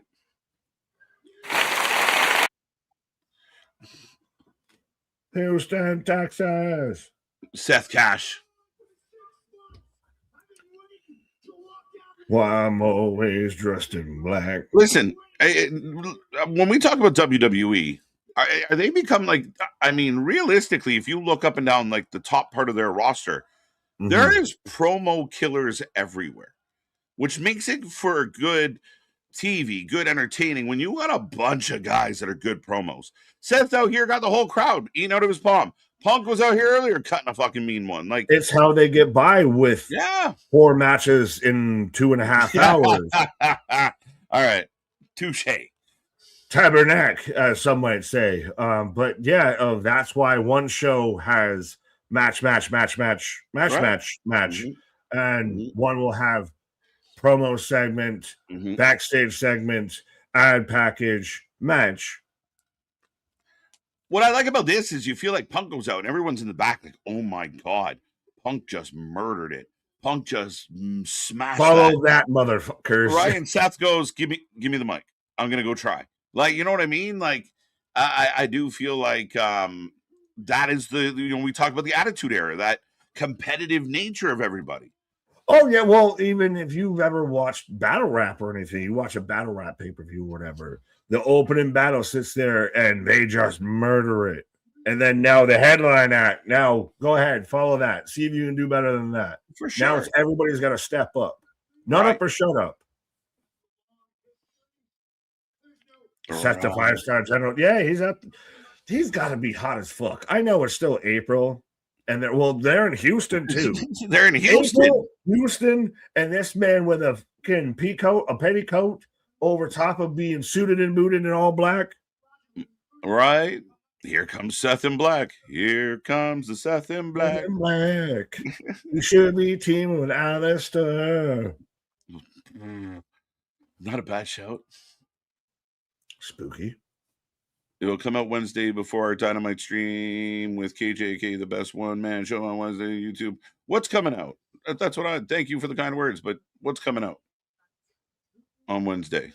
I've been Seth Rollins fan for a long time. I know tomorrow the Wrestlemania, what's on A, what's on B, who's on first, what's on second will come out. Okay. I don't know what else. Seth Cash. I fell into a burning ring of fire. I fell into a katahajame. Really I went down, down, down, and the stroke went tighter. Gunther's a fighter. 10 in a row. Right. Stomp the yard. That's jokes. April 22nd is Hulk. Yep. HBK is tomorrow, I believe. Tomorrow? Oh, that's actually... Thank you, because I might have to find a way. I got the day off tomorrow. I try and watch that. Well, no, because even then, so think about it. Post WrestleMania, you're gonna get that would be a Wednesday. Or maybe it's Wednesday. Well, yeah, because 420 Monday Night Raw 21 Tuesday. Because how fitting, the Raw after WrestleMania is 420. I didn't book it; they did. Tell me it's going to be a fun show without telling me it's going to be a fun show, folks. Exactly. And then, so 422. So going toe to toe. I hate to say a toe to toe. Wow. Is Hulk Hogan versus Wednesday Night Dynamite. Special appearance by Ric Flair on this particular Wednesday. The Consortium. Right.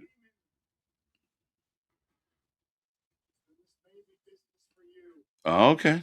So like you said, right? It's just business for Paul and Gunther, according to Seth. Yeah, it's a business transaction. I hired a mercenary.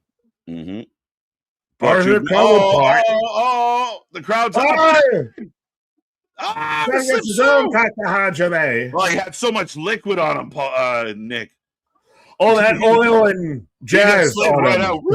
That's the first defense to a Kachachame. Be slippery. Yeah. Tope! Oh, Gunther says goodbye. Grease up deaf guy. Oh, Seth back. Hey, this is what Roman and Punk need to be next week, or at the very least, Roman has to go nuclear. You can, if Roman doesn't brings any sort of weak sauce to that. You're all old. Your wife is short. Your show sucks. Yeah. Go back to the indies. Oh, they didn't want you there either. Ha, ha, ha. You better have something. Slippery Seth. He's slippery like a snake. Because right now, and you said it, and some people have said Punk was 3-0. And tonight, Punk took another fucking swing. Like, Punk putting up fucking points on the board. We need an answer back in a big way from Roman. CM Punk tonight, unless Roman responds proper, CM Punk put Roman Reigns' body bag in a body bag with tonight. Yeah. Slippery when Seth. Nair. That's top comment of the night. Top comment. Let's go. Are you surprised no Heyman to sell it? No, not really, because I think you need Gunther and Seth to kind of get, like you said, it's Oh, late now you have happening. There you Gunther go. meeting Right? Heyman backstage. You let So him be speaking of that, well, you let him be the footnote. I don't know why you did what you did. Paul didn't hire him. That boo. Fuck. No. Should be a fucking, you're the hired mercenary. A fucking Cobblepot pays the fucking lizard to go and beat up Batman or whatever the fuck out there. Survey says. Yeah. Circle does not get the square on that one. I mean, on one hand, this is personal. Gunther and Seth don't miss the WrestleMania card. Beyond that, you can have that, I guess. What? So you're selling us on the enemy of my enemy is my friend. And basically it's personal for both of us. There's history with Gunther and Seth. Is this? You owe me so much more than you know. Is this the way you open the door to Gunther Brock? That's instantly as they were shaking hands. What I thought of is this how you open the door to Gunther Brock? That is a very good question. It's either Gunther Brock or the other option would be Braun Gunther. No, just like Paul's going to help me get to the world title. So then Gunther's going to become a Paul Heyman guy? Not necessarily. It's just mutual. Again, the enemy of my enemy is my friend. I'm going to do this, and you're going to thank me for doing this. This is a fantastic way, though. I'm hoping that they're booking in it because we might do things before then. But that you started off with Punk and you end it with Brock Oba, because this will probably, again, this might be the last time we see, because again, we've got this show and next week's show is the go home show. So certain things we might see tonight might be the last time we see him before WrestleMania. It's very true, as we do have Liv here now, Liv and Steph. So 316 can take a deep breath and break out the shawl. Despacito. Super chat from Spazzer. Seth is the salt and the pepper. Have you guys seen the weird social media? Yes. Have you seen this? I retweeted this. I have seen Anthony tweet about this. I haven't seen too much about it. I haven't seen the actual posts. I've seen people theorize it's just, tour dates, it's show dates, or whatever it may be. TNA is getting weird. Everybody's following the White Rabbit. We got Father James Mitchell. We got Crazy Steve. We're in the upside down out there. Yeah, it's interesting. It's got people talking a little bit. Could it be a TNA Rumble, as Spaz asked? I mean, were they still kind of doing the cleansing thing? Because maybe is this a countdown to like the cleansing? EY just lost that to was EY, right? Leon at Genesis. Was that? Am I right on what the pay-per-view name? Yeah. Was it that or well? I don't know if they had the match on Sacrifice, but either way, EY's lost to Leon, so that seems kind of dust in the wind. You have the system. The big kind of spooky, creepy thing going on in TNA is, again, everybody follows the White Rabbit. Rosemary conjuring the bunny back up of Father James Mitchell, Jessica Havoc, Crazy Steve. We're getting all the spook. Raven showed up in TNA. Who? Raven. Yes. That's so Raven. Right. Gunther is a Paul Heyman acquaintance. Yeah, they're not really dialed in. I don't know what you want to call it. Just co-worker, mutual respect. Co-workers. I don't fucking know. Like, just say, hey, man, you don't like Seth. If I beat him up, will you do me a favor? Once they acknowledged that it wasn't, I didn't tell you to do that, I instantly kind of got off with it and then pause. And then once they shook hands and Gunther still, now you're going to owe me more than you even know and all that that's where I think that's the open door into Brock Gunther down the road. Yeah, I think it does open that door for absolutely. Nick, here's something I did see. This I'm afraid to say this because I'm worried that your head explodes when I finish my sentence. Go ahead. What if the Pat thing was there's a big double turn coming, but Pat's actually working with Cody. They're duping Randy. So what? You all run that by me again, just so I heard that right and everything. Because no, what in the? I don't even want to throw people under the bus for being that stupid to fucking throw something. I saw it. Double turn, big double turn coming. And Cody's the face of like my brain can't even comprehend just even on the fucking double turn how stupid that fucking is. And then on the fact, so you're gonna you did all of this to do all of that. All you I'm doing did stupid is as stupid does. Is that what that is? I just repeating shit I read. Someone mentioned. Why did you read that? My eyes would start to bleed after I did that. I'd be praying for blindness. Even me right now, the big fucking Fed defender that I've become. Yeah, TKO KJ out there. TKO. You know who puts the K in TKO? KJ White. Yeah, you can't. Yeah, fuck it. But yeah, I mean, even I'm like, no, hold on. It's like, hold the that roll. As stupid is as stupid does. Because we're about to get a bouncy one. Oh, this should be a fun match. We still have Brock and Oba to come. I mean, it almost feels like they're setting it up for maybe the main event slot. Well, that's what I'm saying. That's how you perfectly bookend of. You've got arguably your hottest thing. That's you close the show, and you got everybody time to breathe and talk about everything that CM Punk said and all that. Right. KJ was talking TKO. Right? So you didn't know it was KO's brother? I thought we told you this enough. Why am I'm trying to encourage their better booking to help us get more money. What are we doing? My dividends, you know, got to add up here. But no.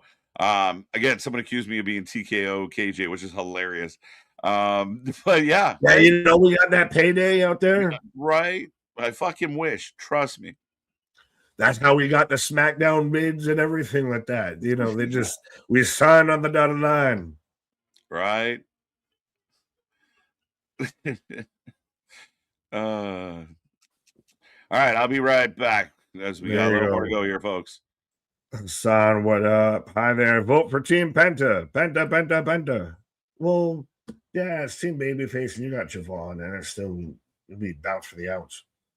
What the fuck is this Morgan and Morgan of for a chance to win 2 tickets for WrestleMania and 2K cash?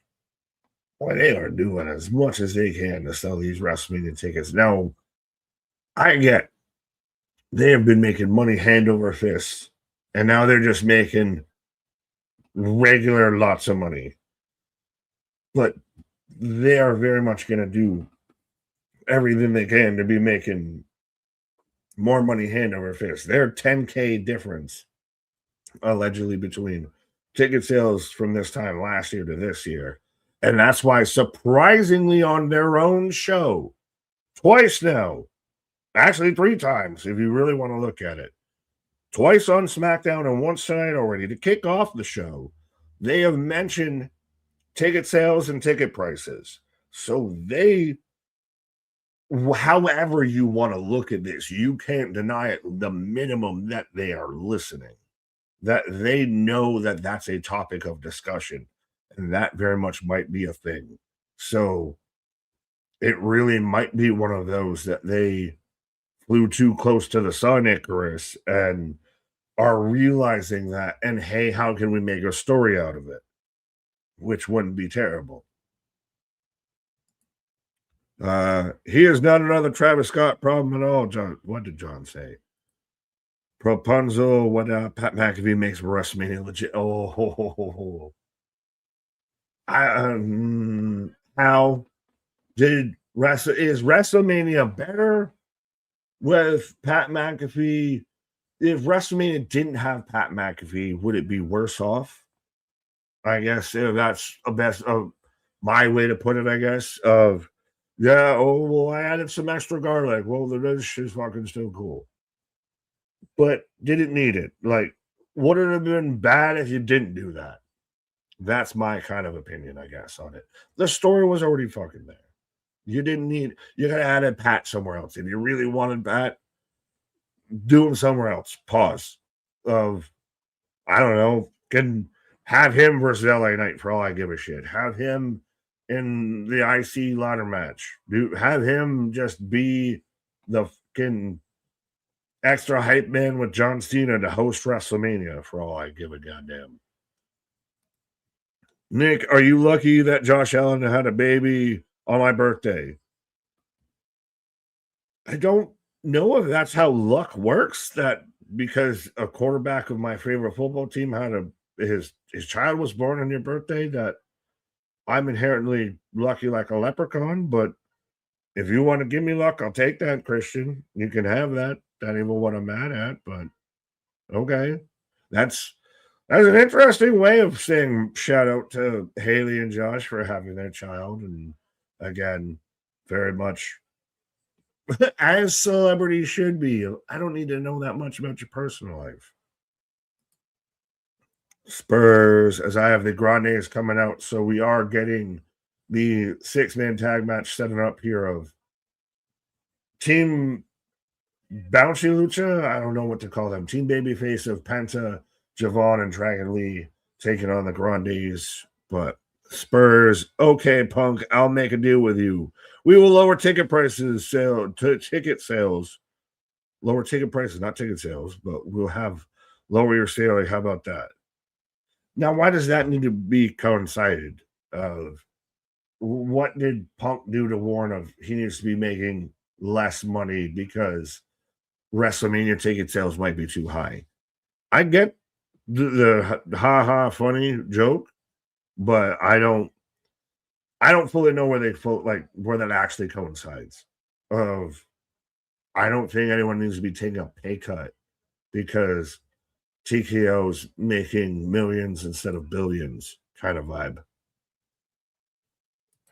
Mance Warner made his Ring of Honor debut on the taping in Jacksonville, Florida this week. Hey, shout out. Well, is that spoiler alert? Because that would be on Thursday. But even then, is he signed or is he making an appearance? Because he just sat there and said, whoever wants to use Mance will go. But Trevor Lee's signed with MLW. Lady Frost signed with MLW. I know Mance and D-Laner have shown up recently in GCW. Interesting enough, so did Jungle Boy Jack Perry to save Marco Stunt, who I thought had retired 3 times already. But, Javon flipping through. Double super kick to Bravo. Huevos Rancheros. Javon with a tope.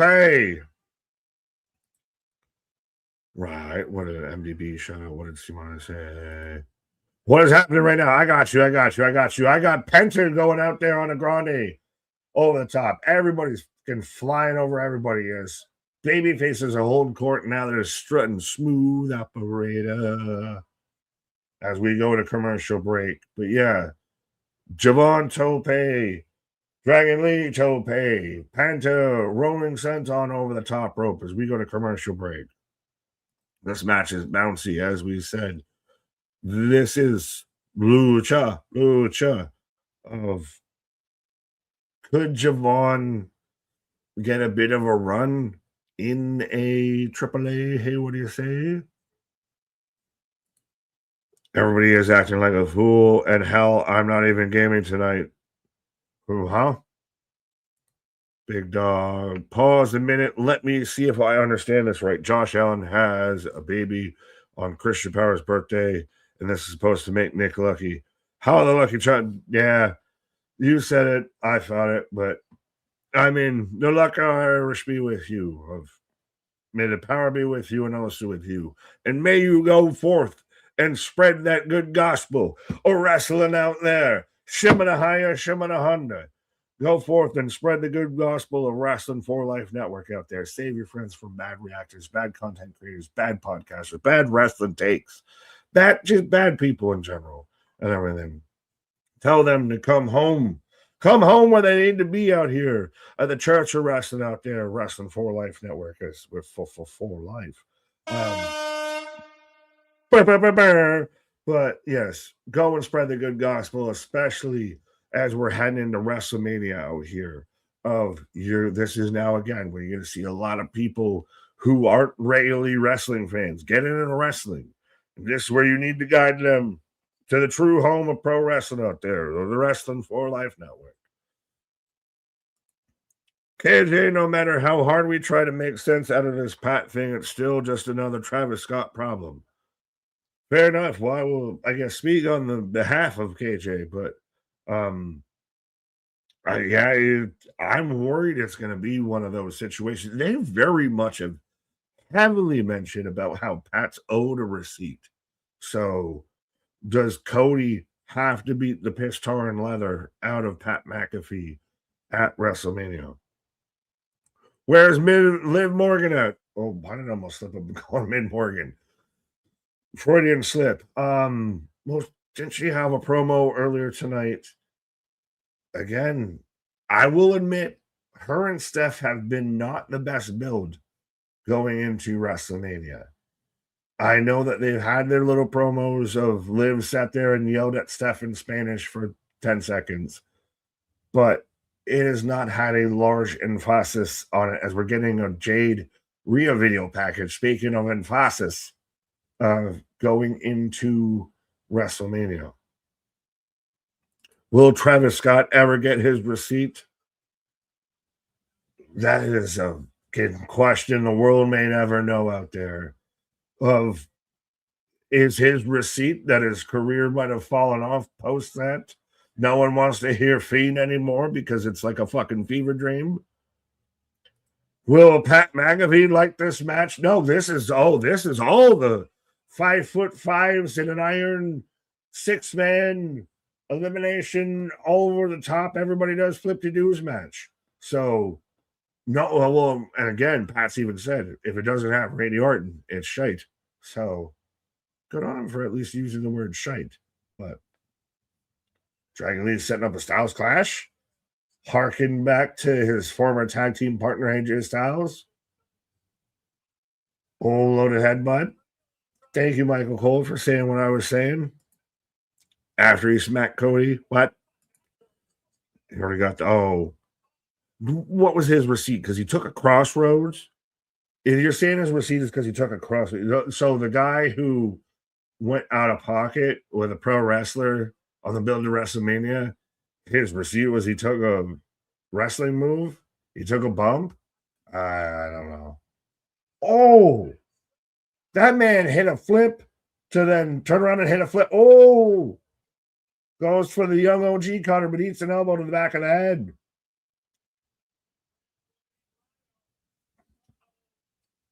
Coupe de Gracie. Who is the legal man? Styles clash. Grande breaks it up. Oldberg and Matt Riddle would be a good match. Who is Oldberg? Pat McAfee should run in and destroy at the end of they're all vanilla midgets. You're gonna have our Randy Orton and Pat McAfee just gonna be the outsiders. Look at the adjective. Play. Mexican destroyers. I think I have a Canadian destroyer waiting in the wings. Pause. Javon with the OG cutter. 1, 2, 3. As Dragon Lee hold court. So, Team Babyface gets the win. Your soon-to-be new IC champ. Javon? Yeah, I think so. Does it make sense? I was trying to remember if he's in the match even. Is he not in the I think he's in the... No, and there's also still the whole idea that they might allegedly add more people to that match because they had their qualifiers on main event and everyone on Twitter got mad about all of that. Ray's going to join. Is Ray going to come out? Is Ray going to come out and say, I love you, bro, but I'm coming? I'm going to the ladder match? That's an aggressive step to go. Ray,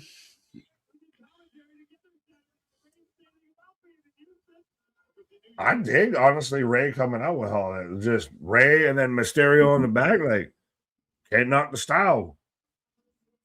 This was a fun TK match. Made no sense, but it was fun as hell.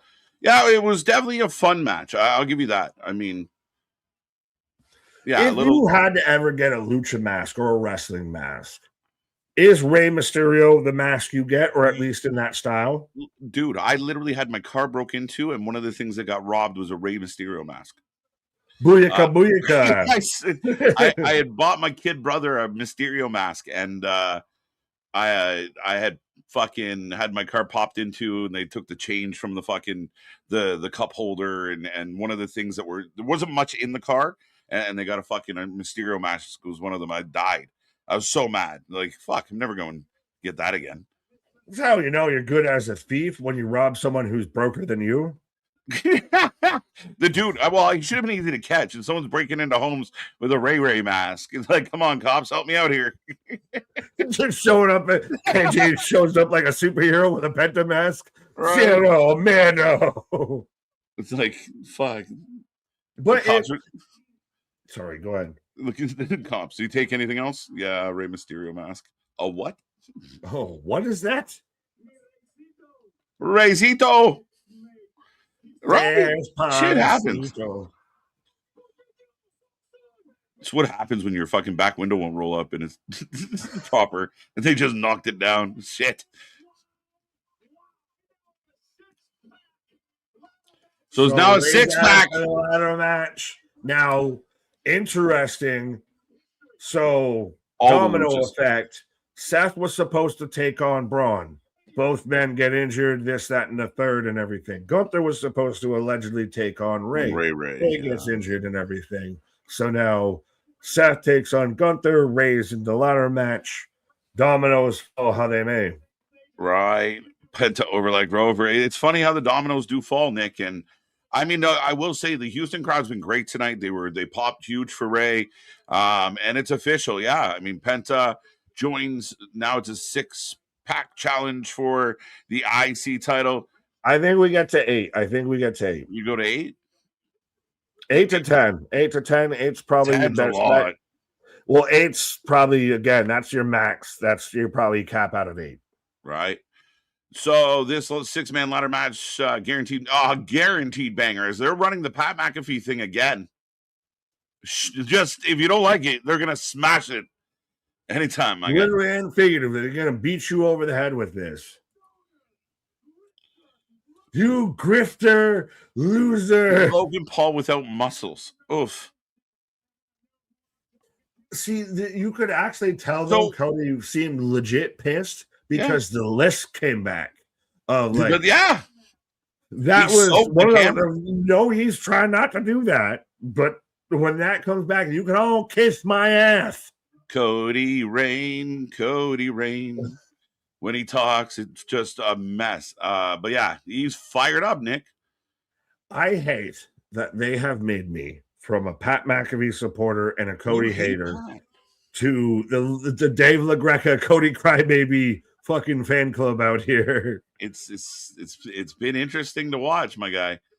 But we get the graphic. In 30 years plus, if they can work me, you can have that.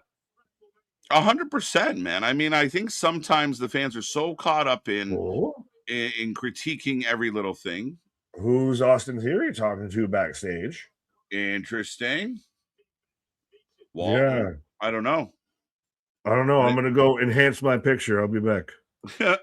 All right, Nick, taking a pause for the cause. Show rolls on. We're going into a commercial break. I do believe really cool moment for Ray and Penta, but would hit better if Penta was guaranteed Mania. But he isn't because he has an IC title match Saturday. So why are we acting like it's definite?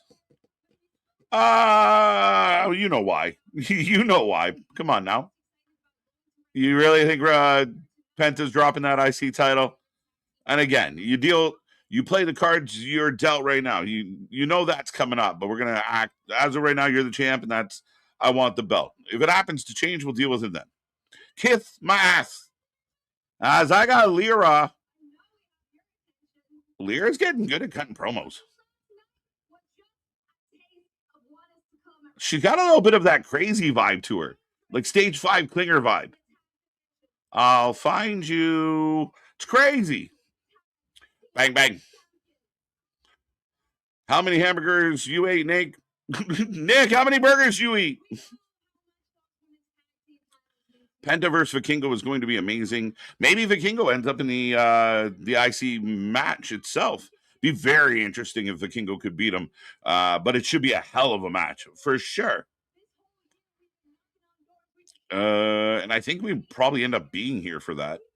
Yeah, we know that, but the match still isn't happening. Fair enough. Theory talking to Maxine. Oh, is that who it was? Okay. Maxine joins the division. Does Triple H hate Liv? Yes. Yes. Stardust crying to Jack Perry. Oh. Penta is guaranteed Mania Boston. Yeah, come on now. I mean, he's buying in. He's buying in. I appreciate that, Boston. I really do. Lyra is a tryhard. Well, I mean, you don't want to not try hard. What is she supposed to do? As Pam kind of promo.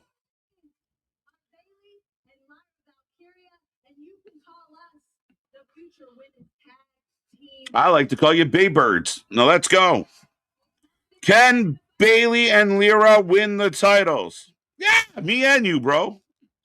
It's all right. It's all right. Other people can follow along. They can play catch up, my guy. What can you do?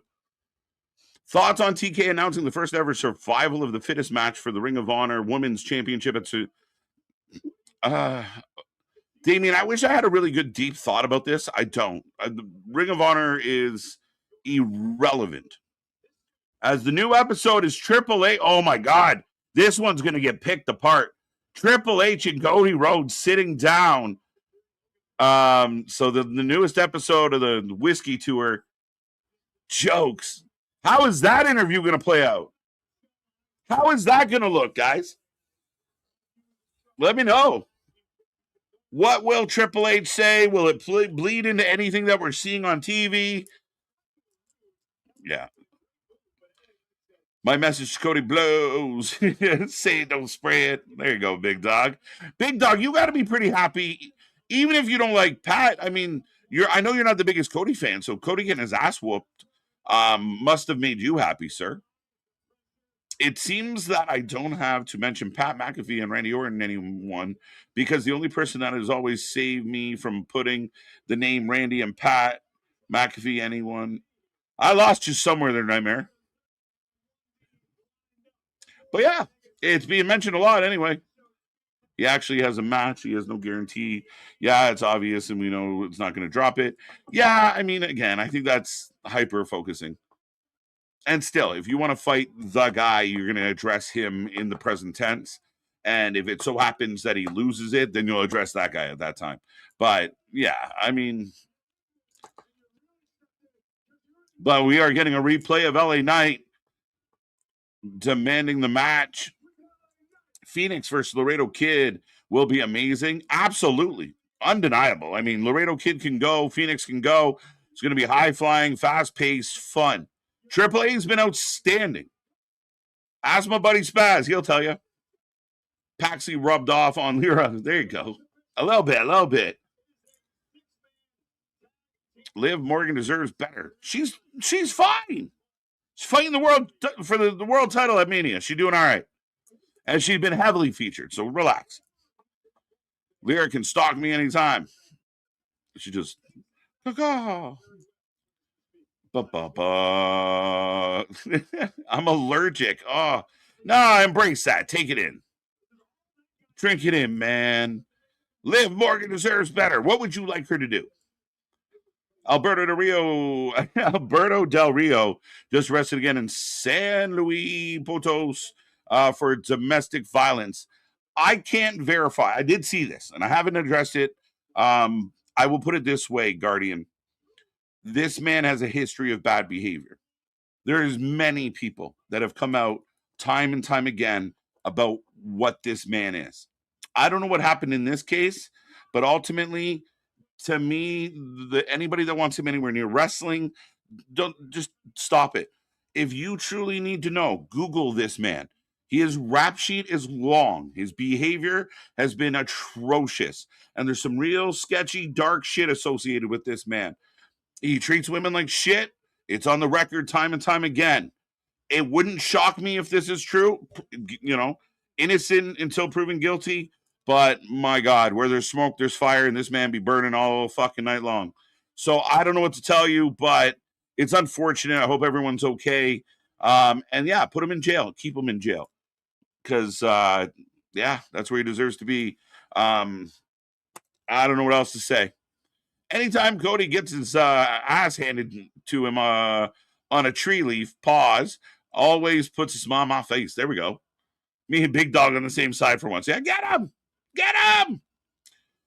Kyle Fletcher out with the meniscus injury. I've heard that there's going to be a 6-man ladder match at Dynasty to vacate a championship. So, yes, this has been confirmed. He might be out for a while. A meniscus can be a pain in the ass to, recover from. He's young. We hope to see him again. We will most likely, it's not that, the end of the days. But, again, it's really unfortunate. The only thing I think worth mentioning here is when you have your stars, you got to protect them and you got to put them in big positions and good positions. And this is why you got to be very careful just throwing the guys out there to do all the tricks every week. It's a dangerous sport. We know people get injured. This could have happened at any moment, at any time.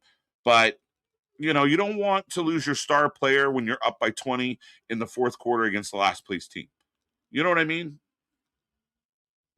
Cody ain't no weatherman. Liv is doing great. Liv is awesome. She's a star. She'd be happy. There you go. There you go, man. I'm with you. Just revolting. An absolute disgusting human being. And before this channel existed, I was associated with someone else, and that person had Alberto on and did nothing but praise him and put him over. And I was quite disgusted by that behavior. You bring him away. Welcome back. Speaking of discussion by behavior, sorry, I didn't mean to cut you off, but I didn't know when your end point was, so I missed you. There you go. But it's just it's unfathomable. People were wondered why the WWE pushed him out.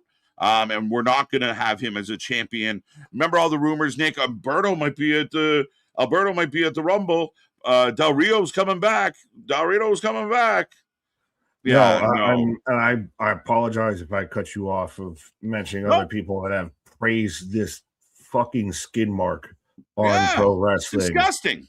Well, it's just at this point of he's managed to skate by because he's not been signed to either major company because they won't touch him with a fucking 10-foot pole because of how much of a giant bag of flaming dog shit he is. We want to talk about dog food. This is what comes out after dog food with this man of this guy. Just go away. No one needs you. No one wants to see you anymore. Even he was doing some boxing thing, I guess, and got into a fucking scrap of. Yeah, he went this man at this point is a sociopath. It was stop entertaining this man's sick fucking fantasy and paying this man to do deplorable, stupid shit. Honestly, at this point, this is a waste of time and a waste of fucking space. Right. He was arrested for assaulting his wife. I don't know the truth of it, folks. And as doing this and being public with you guys, we can't go on the record of saying hard to not believe, though. Hard to not believe. Allegedly, like I said, where there's smoke, there's fire, and this man's fucking ears are fucking burning down to his toes. So, I mean, at the fucking end of the day, it's unfathomable. Anybody that supported it or behind it, put them in jail. Let the peeps in jail handle how they, people that abuse women and treat women. You want to be a tough guy? Go be a tough guy. All right.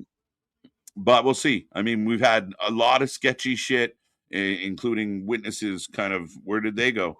So again, don't hold your breath. You'll probably be in the spotlight in a few months doing some other stupid shit. But still, he's a guy that should be a pariah in pro wrestling. Even Vince McMahon at this point and a couple other people should be fucking pariahs of I want nothing to do with them. I honestly, like, my stomach gets upset anytime I see anyone that's like, oh, Vince should come back. Oh, Vince would fucking handle this better. Like you were even saying we thought Del could have shown up at the goddamn Royal Rumble. I would have happily taken Chris Jericho over Alberto Convicto. Right. No, 100%. I mean, undeniable. And again, I know, not to beat it to death. It's just, if they got him, and I hope everyone else is doing well and they get away from him, because you just got to get away. You got to cut that cancer out. Yeah, you want to talk about cancers in pro wrestling? That's a tumor. That's a tumor. Yeah, we don't need that. And again, the people that wanted that or rumored it was going to happen, please remove your head from your asses. Please. But on all of the positive notes, so we're setting up to the main event of tonight is going to be Oba versus Brock, the contract signing of, trust me, I started to see them do the video packages. Like, oh, I better get my seat before it goes out here. Well, do they not have, they have Rio coming up, right? First. Oh, damn it. No, I'm just like, yeah, right. I didn't. No, you're right. You're right. Okay. I was just asking. You curtailed my excitement there now. Oh shit. They sold me with the video package, and I was like, that might be next. Of, hey, how you doing? This is right. That arguably is the best built match in WrestleMania. Right. Now, granted, that CM Punk promo might have changed everything, but yeah. Right. The Hall of Fame, April 17th. We're getting the ad for that. Which, again, they really got to have a conversation about what the fuck they're doing with that whole situation, because doing it on the Friday at 11 o'clock makes no fucking sense to anybody. No. I don't even know why that's considered an idea.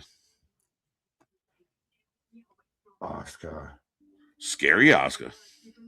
Spooky Asuka. You tried to take everything away from me. Now, it was rumored you were going to get Io versus Asuka versus Kairi. Seems like Kairi might be off the table. So is she added to the heap of talent that is going to miss WrestleMania? Well, she still has an issue with Io. Even if you Asuka Io in a an early show, like middle of the show kind of vibe, I'd have no problem with Asuka Io one-on-one. Yeah, but Kairi won't be on the card. Roxanne, Raquel, you got Roxanne names that aren't on the card. Roxanne and Raquel are going to be involved in the Judgment Day stuff, particularly the live stuff for sure. So I'm not worried about them being left off. They'll have a place on the card. Kairi, I mean, sorry, Kairi, but thank you for coming. I mean, unless you do the triple threat, which I don't really fully understand of, like, okay, so Asuka's mad at Io, Io's mad at Asuka, and Kairi, you're in the match, and you can decide then who you hate more, I guess. If you were going to build the triple threat, you needed to have started this earlier than now. I think this is just going to be your singles match of Io versus Asuka.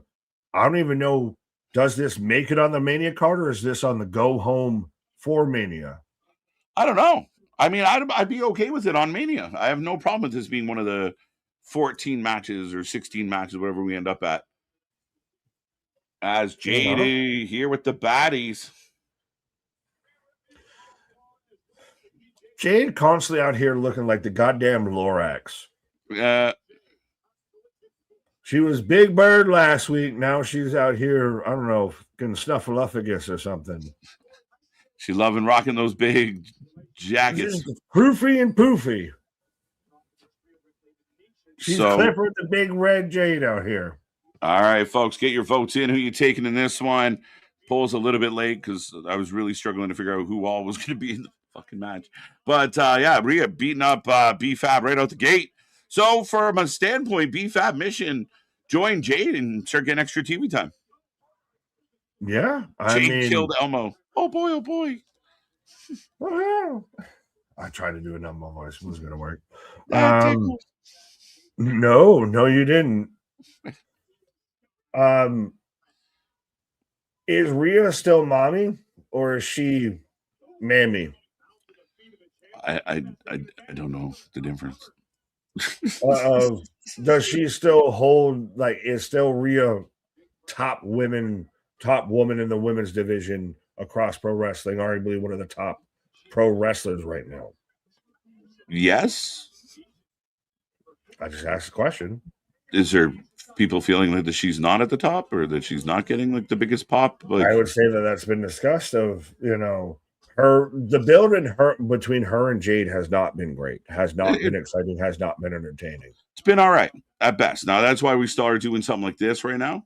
But I mean, again, that I am concerned with Jade and Rhea. I don't know how strong it's going to come off. I think they need to do. I really hope the match overachieves. That's what I think there. But as far as Rhea is still getting the biggest pops out of even the men. She's all but who Rhea is. I don't know who's thinking otherwise. But should be one of those of, well, if Rhea's the big star, shouldn't she be able to still carry this whole thing with her and Jade versus it's walled into drizzling shits? Yeah, I mean, I think you can only do so much. You go out and you're told by the bookers to do the following. You do the following, and you hope it lands. I mean, it's just not the strongest in a time when we're getting Punk and Roman destroying each other, and Cody screaming, and Pat showing up and cutting random promos. Two women that are cutting kind of lackluster promos that don't seem to have a whole lot of heat that they tried to manufacture. Yeah, I get why that's a struggle. Fair enough. Jose, Nick looks like a snuffleupagus guy. Hi, Bert. Yeah, I'm just Eeyore. You're Winnie the fucking Pooh out here. got some smack, Bert. Yeah. Hi, Bert. Snuffy. Why can't at least be we Tigger, know Snuffy. Tigger's a wonderful thing. Leo's gonna fly. Okay. Now, holy shit! Old strategy after last time goes for a tope. Yeah, kicked off the horse, Nick. You get kicked off the horse, you get back up and try again. Save EO, ride even if you threw yourself off the horse. Yeah. As we go to commercial. Jose, what the fuck is that?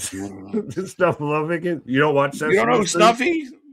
My Big Bird. I don't currently watch. I don't think many of us do. I don't like. No, I think I very much have passed Sesame Street quite a while ago. I think it's Sesame. Isn't it Sesame Park? Because kids aren't allowed to play in the street anymore. Is that what?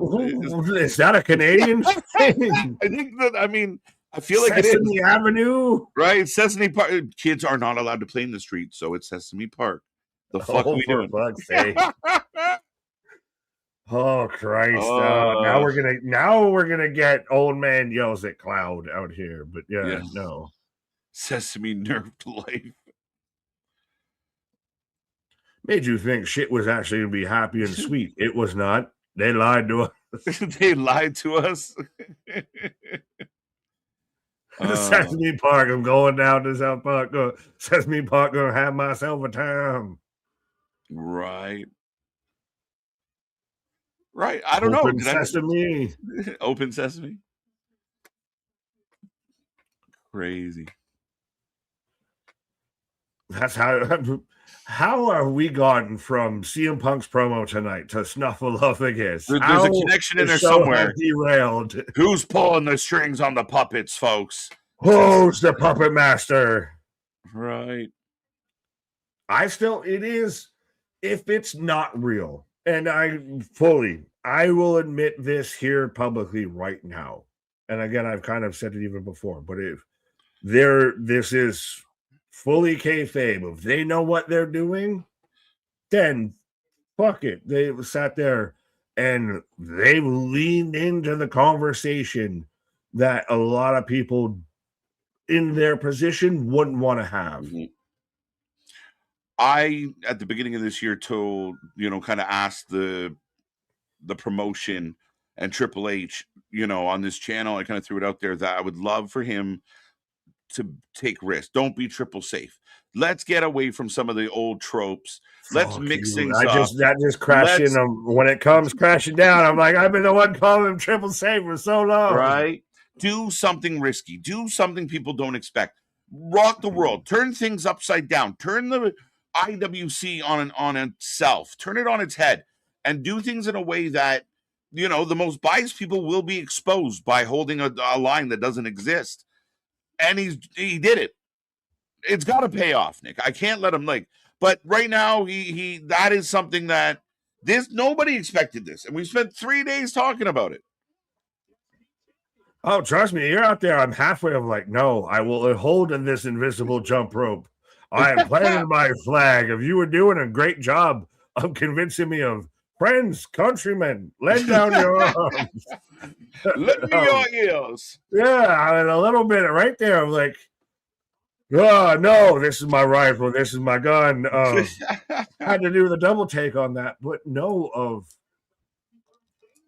they're either going to stick to landing or this is going to blow up disastrously. Right. This is one of two options. You got to nail it. Like, this is WrestleMania. Last year's Rock shit that's part of it, is that you've got Friday this week and then the go home show to stick the landing. No, you landed the night of. Like, that's the big moment. That's the crescendo. You gotta still sell me into the arena. I'm sold. Oh. Mark Henry sold. Sports Illustrated sold. No, I'm just kidding. I'm not just saying it. Mark Henry's saying it. Roll out at 3. Pinned. Io's pumped, but she's gonna get jumped. There she is. Grade. Why are you zooming in so close? Why is she wearing how is that comfortable? That is high fashion. She's got a couch cushion on her chest. She can lay down and go sleep anywhere. It's got to be comfy. It's the evolved form of a snuggie. Right. It's like that. You ever see those things on like Temu or whatever, to where you're just walking around with like a human beanbag? You can literally, like you said, you can just sit down and fall asleep wherever. Right. I take a nap right now. The thing is, how do you fight with that on?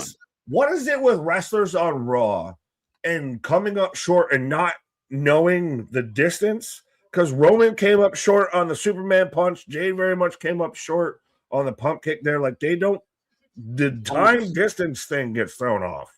A little bit. I think I've wondered before if Jade should stop doing the axe kick, because I think it's like 1 for 3 on good axe kicks to none. Like that pump kick. She does it a lot. I don't know if it goes well. Maybe when she's wearing heels, it's trickier. But I think that's part of it. Is she's trying to do a big fucking pump kick with. They're holding up Rhea in the corner. And they're gonna whoop Io. Choke. Io's waiting for it. Get up, Io! Move a little. Yeah. Act like you don't hurt me, but I'll hurt you. Oh, remember CM Punk taught her how to swing a kendo stick. Batter up. She really is giving it a swing. What is that fanny pack she's wearing?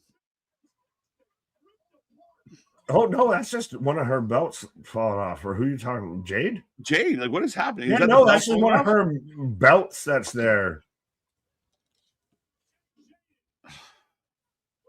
Jaded. Who wore red worse? Sexy Red or Jade Cargill? Come on, stop that. Come on. That's the question. Sexy Red is Temu Jade. She wasn't as floofy. Well, I mean, floofy doesn't make you trashy. That got quiet real fast. Floofy doesn't make you trashy. I didn't ask trashy now, did I? I asked who wore red better. You took it how you want to took it. Listen, the only thing Sexy Red could wear better is a burlap sack. What are you talking about? Come on.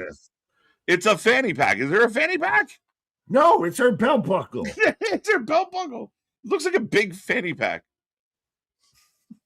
She's just a big fanny. What's the score in Yukon, Michigan? I don't know, but Roll Tide been a minute. Roll Tide. There, and then he went away. I don't even know what's happening on Raw because I'm watching Yukon versus Michigan. Also, I'm back on the chat. I had to take time off for my mental health and spend time with friends. I can relate. Now, are you doing one? Which one are you doing when you are live with me? Therein lies the I question. had nothing to do with you. I mean, I'm sure you feel the same way. Mental health is important, folks. Oh, no, I was trying to be nice and saying, are you renouncing your mental health or spending time with friends, asshole? Apparently, I'm neither. No, you were both. I don't even fucking know anymore. You got me confused. The ladder match has 6 people in it now. Rusev hasn't been on TV in 2 months. He's going to show up at Mania. Hey, Miro, catering is that way. Did anyone mention to Miro that he's in a match at WrestleMania? Anyone Michigan up let by him know? 4. I still think you're going to add maybe 2 into that. But so now we've got what? Did we get 2 matches officially added? We've got 1 at least with the 6-man tag match added to WrestleMania. So now we're up to 13. I think by the time even it out. we go into Saturday, we're going to end up at 16. Yeah. You think we're going to get 16 in the next week and a half? You got to add 3 more. Io, Asuka, so there's 14. And then you add 2 other ones. And even then, if you end at 14 and you plump up some other things, I'm fine. It's true. I mean, there's going to be a lot of stuff going on. Finn Balor saying, there's a side of me that I've never shown you before. Why? A side that I thought was gone forever. Why do you look like... Wait, shut up! What? His haircut looks like he's a member of Oasis. Teasing the demon. I know he is. You're talking about his fucking Lloyd Christmas haircut. Yes, he's very teasing the demon because even the eyes go black around him and everything. But he looks like, you're my wonder. Let's go. He's teasing. Now, see, I'm gonna have to go to a place. I thought tonight went well because you beat him down, and he's like the get back is, well, if you and got all these friends, I'm gonna have to power up, and here we go. I think it's a great way to do it. We thought that we were gonna get the Demon versus Dom at Mania. Yeah, I just thought you had to get there, and I think they just did. Now they didn't give it away; they just hinted. As Roxanne pops up, but they even have still Finn in the background on 2K20 whatever on the PS5. But no, you are very much, you're going to get the special Prince Devita of the Demon Balor showing up at WrestleMania, especially once they brought back his OG entrance music. Yeah, that's gonna be a fucking wicked entrance at Mania. Like they're gonna go big, like that NXT UK. When he did the Jack the Ripper one, it was so good. Hey, oh yeah, let's go. Oh, I didn't have time to hit the button. But no, of 316, you wanted to live? Well, she just went all live into your television screen out there because Stephanie just threw her out there. But listen, my message in 2026 to all wrestling fans, if you stop by and you listen to us at all, I mean, just patience. 316 was kind of raging a little tonight. Live. There she is. How you play it? Hey, I said this while I was on my pause. I said it under the chat account and everything. Holy shit, him and Adam Pearce almost look like cousins. But welcome to WrestleMania build-up. Hey, you want to piss off the IWC? We're going to do everything that would piss off the IWC. Triple H is on Cody's promo. Triple H is starting off the main event. Pat McAfee's involved with Randy versus Cody. You have proceeded to piss off Twitter as much as you could. Ooh.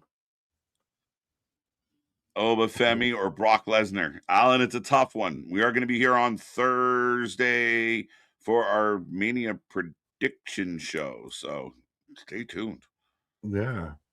Out there. Yeah. Steph had me in the chokehold out there. I was out there doing the Booker T. Yeah. Yum yums. But that's gonna be an amazing entrance and you have to save that till it actually gets dark out. Well, no, because they're gonna be in Allegiant, so they're in the stadium, so you can play with that, but still, I want it dark out past the 8:00 hour, what have you, of when Finn's coming out to take on Dom, and you can get that full demon effect. I mean, I think it's gonna be good. Triple H and Adam Pearce in the ring. Paul Pierce. How many Pauls could Pierce take? Is Paul Pierce to pickle peppers? Right, the newest celebrity part of WrestleMania here this week. Paul Pierce, yeah, hey, Boston Celtic out there, Paul Pierce. Big box office fight coming up. Yeah, Jake Paul and another rigged fight. Oh, no, I think he was talking about with Brock and Oba. Oh, shit, my bad. Well, no, because, I mean, Christ almighty, I think Dana White's, would be stroking himself on the left and right hand trying to get this, matchup on his product out there. Right. This is like a Brock and Ngannou kind of fight. This is smash them, stack them. This is box office. I know Punk did the whole promo of the marquee says pro wrestling, not cinema. Right. This is kind of a bit of both. This is King Kong versus Godzilla. Sorry, on commercial, we are watching Triple H help them set up the ring. There you go. Triple H doing the work, folks. Man of the people. He's a common man. He's just a common man. I got Bronson Reed in a fucking Comcast commercial. No, Xfinity, sorry. Right.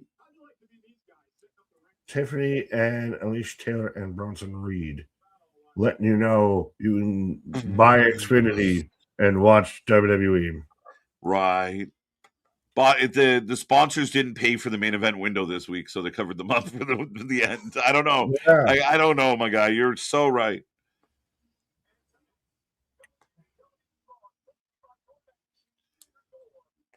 Can DoorDash. They're setting up the ring. Yeah, they are as we come back out of commercial. You are the 100%. I can feel the tweets already coursing through the X app of everybody. This guy's got to put himself in the main event. He's got to put himself involved in the biggest fucking story. We've said this since he took over creative of the company. He's going to be their Dana White. Ha! What the fuck is he now? He's their Dana White. Right.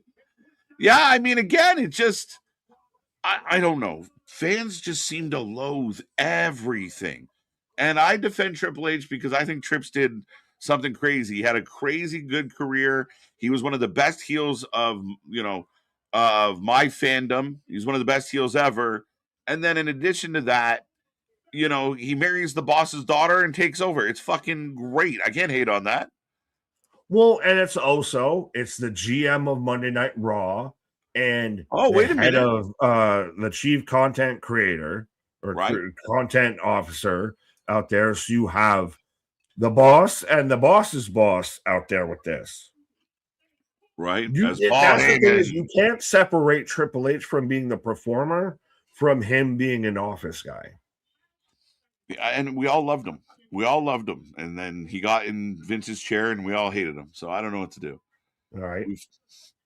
And if they replace Triple H with whoever, Paul Heyman's now the new head of creative and Triple H is fired. It'll be 6 months before we all begging for Paul Heyman to be fired. And if you replace Paul Heyman, it'll be 6 months before the next guy gets voted out. And then the next person and the next person. There is no pleasing. So you might as well fuck with everybody. Your most relevant crowd was loud as shit chanting for Oba. And then Paul, thank you for your irrelevant opinion. Whoop. Shut them right up, Nick. But still, that shows you how they built this. Of that crowd was rocking for Oba. It's insane.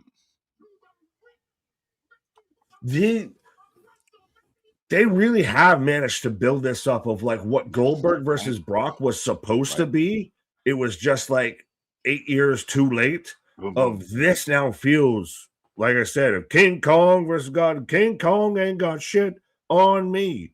Is this buildup? As here comes Cowboy Brock. Let's go. So Paul is now involved with this, involved with Seth more recently. Now Gunther. Yeah, but Gunther and Seth. So you used one argument as two. And this to me reminds me of like Paul Heenan, right? The Heenan family. Like Paul Heenan would be on the show 2 or 3 times because he had 2 or 3 key people in his stable. So I got no problem with Paul having. Well, that's most of this all folds in on itself. It's like a fucking tent of because Heyman and Brock have been together. There's the alleged Vision. Then that's always going to be a thing, right? Heyman's clearly already been involved with the Vision, which was tied into the Seth thing. So the biggest stretch you get there is the Gunther situation, which we even talked about might be backdoor and opening the door for down the road Brock versus Gunther. Yeah, absolutely.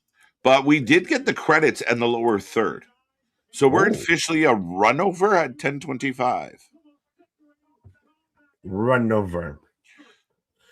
Right. Well, Tony Khan has bastardized the term run over, by the way. He's just ruined it.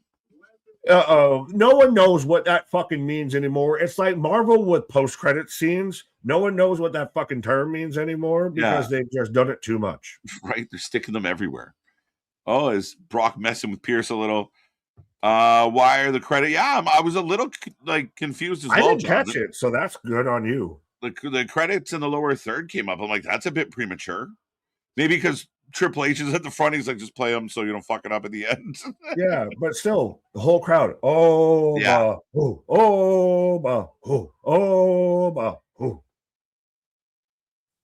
As Pierce does the intro, and this, again, they've made a star. Dave Meltzer claimed that the WWE doesn't make stars. And I can name 6 I saw tonight alone. And Dave Meltzer doesn't have thoughts. That's what that is at this point. Because what the fuck are you trying to say out there, Dave? You're telling me that this guy who proceeds to get presented better and better and better every week, that the crowd is cutting off Paul Heyman to cheer for this guy. Like, I know they mentioned Bobby Lashley's and everybody that's been lined up to be the next Brock Lesnar that wasn't. They sure as shit have gone all in. We want to go Vegas with this. We've gone all in on so good. I don't give a shit, man. I'm into him. Like, just look, everyone's so fucking into it. You had, think about this on top of even just the extra what they do for celebrities on screen and everything like that. Jade Cargill was on Joe Budden's podcast, and they're sitting there hyping up Femi with his whole strut and everything like that. Like, this is now shit that's getting talked about in mainstream culture. Right. I don't need an attitude era again because we're getting that without Stone Cold and The Rock out here because this shit's getting talked about mainstream. It's big. It's big, and that's where people like. I really want, like, I wish I could take, like, we could, like, have people sign up for trips and we'll all go back to, like, and, you know, we go back to the future and we can watch, like, with time travel. Yeah. We got to get the stream to 88 subscribers. Yeah. We might have to watch some retro wrestling as Brock jumps him right away, but Oba into the pole. Oba's still getting the best of this man. They're calling for help. They didn't even try and sign the contract. This is security. Oh! Technically brought through the table as they're still this madness on him. Madness. But again, supposed to be Brock, so Oba has gotten every inch over on Brock. Wherever you think you're right. Listen, old gunslinger, everything you think you got on me, I'm better than you. Oh shit! They're throwing. Brock's jumping. I like the fact that Brock tried to Adam Pearce just throws half the table. Over top. They're battling, folks. Again, if this was shoot, how do you stop either guy? You couldn't. You just fucking everyone back up. Yeah, he just threw a fucking chair. Oh my god! Someone throws it back. He throws it back. Fuck your furniture. Fuck your chair, Pierce. Brock looks legitimately. It's on sale now, by the way, in the bottom corner as we go off the air. Oh my God, we go off. Furniture's a flying. Someone phoned Staples. That's crazy. But we are done. Raw goes off. The contracts did not get signed, but this is a battle of the ages. Make it TLC. Get the fuck out of here. Crazy. Let him fight. That's all you do. Back off. Wander away. Let him have at it. How did WWE go from what was SmackDown to having one of its best NXT pay-per-views in recent memory, followed by a fantastic Monday Night Raw of, I know I said 4 on SmackDown, it was an 8 or whatever on Stand and Deliver. This is like a 9 for a Monday Night Raw of that starting promo and how you end up. They were fucking throwing furniture. That didn't seem like, these guys just don't want to, sign the contract. That didn't seem pro wrestling. That felt real. Like, fuck you, asshole. I'm throwing this kid off his chair at you. Well, I'll throw it back at you. Right. And Brock has a history of, like, if he gets caught with a potato, he doesn't take it well. So you're like Braun Strowman would like to talk about that. Right? Like, they fell through that table. And again, if Oba got a little Brock legit, like, I'm gonna kill him, like, is hot. But we don't know what was vicious. What. And that's the thing, is seeing those two guys, and they sold it perfectly, because I even said it. How the fuck would you actually stop these two guys from getting at each other? You don't. This is two fucking bulls. Toro. Right? That's like if you're like in hockey, because we unlike other sports, we get to fight. When you ref and you see two big guys about to grab each other, you can have that. I ain't fucking with it at all. And I think they kind of did for a little bit, and then it still kept going, and they got 5-minute majors, and we just ended off Monday Night Raw with that. Oba just mocked Brock. Now, I felt like, and maybe I saw it wrong, so anyone out there can tell me if they saw it differently, but it looked like Brock went for the suplex and didn't pull it off, and they end up going up and down. Said, fuck that. Yeah, so I like the idea that Brock's trying. Brock's getting closer, but Brock has no answer for this kid. Now, is this going to make when Brock hits something on Oba feel that much more impactful? Because Oba has it. We questioned that at the start of, so far, Oba hasn't had too much of a scratch on him throughout all of this. And that should be the last we see of them. Next one. Yeah. No, I think you hold off and you leave that till Mania. That's interesting. I like the fact that see that, but then that's when Brock hits an F5 and you think, holy shit, he might win it because he hasn't gotten one. And he finally fucking got one. I like it, and again, my only concern was if Oba goes over this whole trip, would he also win? But it is possible if you're selling us at that level, like strap in and strap on. This guy is coming for everybody's belt if that's how they book this. But for me, the fact that the last two altercations were very stalemate, close but no, but Oba's got the best of this. Though Oba didn't clearly get the best tonight, but we want to see it. We want everyone to get the fuck out of the way and let them go. I know I've joked about it, but I'm telling you right now, maybe next to CM Punk and Roman, this is the match I just won. It's definitely not the fucking Cody one. I know that for sure. So I know, but I'm telling you, this would be number 2. We take ratings out of 10 for everything. Yes, we I do. think this 100%. At this point, I said it earlier, if you're not bought into WrestleMania after watching tonight, so there is no pleasing you. I have nothing that I can offer you that's going to sell you, because that's how you sell me on a WrestleMania. That's what a go-home show before a go-home show should feel like. The go-home of the go-home should be like that. Yeah.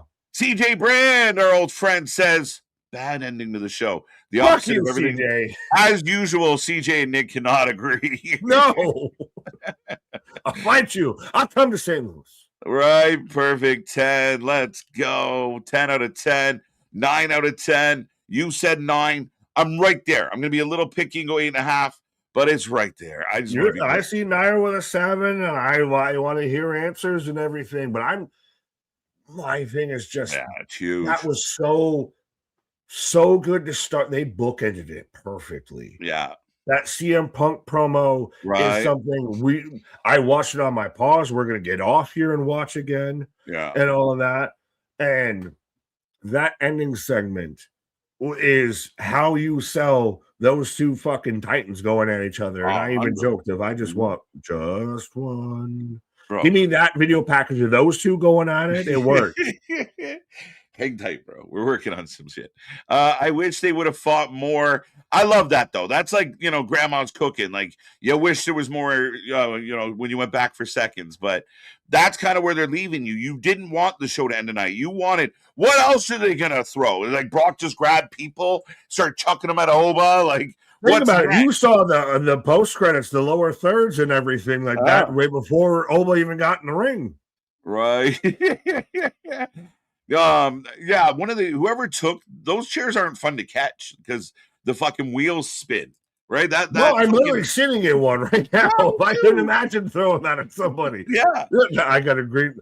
I'm Teenage Mutant Ninja Turtle in the green screen, so I can't do that. But yeah, 48 for Michigan, 37 with 12 minutes to go. Ooh, the Wolverines holding on late. Well, I did mention this real quick if Michigan wins this, they have the argument potentially to go down as the greatest college basketball team of all time because they've been bodying people throughout this whole tournament. Yeah, again, and I mean, Michigan's got a long storied history, so this will be gonna make up for that Chris Webber timeout. Oh fuck, that hurt a lot of some people out there, but yeah, I mean, again, the Huskies have been great. The big wins on the way to this path as well. But yeah, I mean, we'll see how the chips fall. I mean, it's not out of reach quite yet. We do 41. We're gonna try and get out of here so we can catch the final minutes, so we can watch the final minutes live. I don't know. I can find it. 8.5 out of 10. 8 out of 10. 0 out of 10. Now that's a motherfucking how you end a show. It's been a while since I seen them end with a cliffhanger on a high note, very reminiscent of the Attitude Era. 100%. Don't you fucking say what I think you're about to fucking say. Oh, Pat McAfee out there I want to bring back the Attitude Era. Oh, that seemed like that ended like the Attitude Era. I'll fucking fight you. I will fight you on the beaches. I didn't even have to. But again, I think that's no, again, it was a great end of this show. To the point where, like I said, you did not want it to end. You were like, just let him go. Please let him go. So it went off the air because of fucking chaos. So, folks, we got to get out of here. It's raining office furniture, and we got to go. Like, it's almost like fucking when the bear gets loose in semi-pro. Like, run! 10. The fucking tiger from... Right, 9 out of 10. Brock, thank you, Spaz.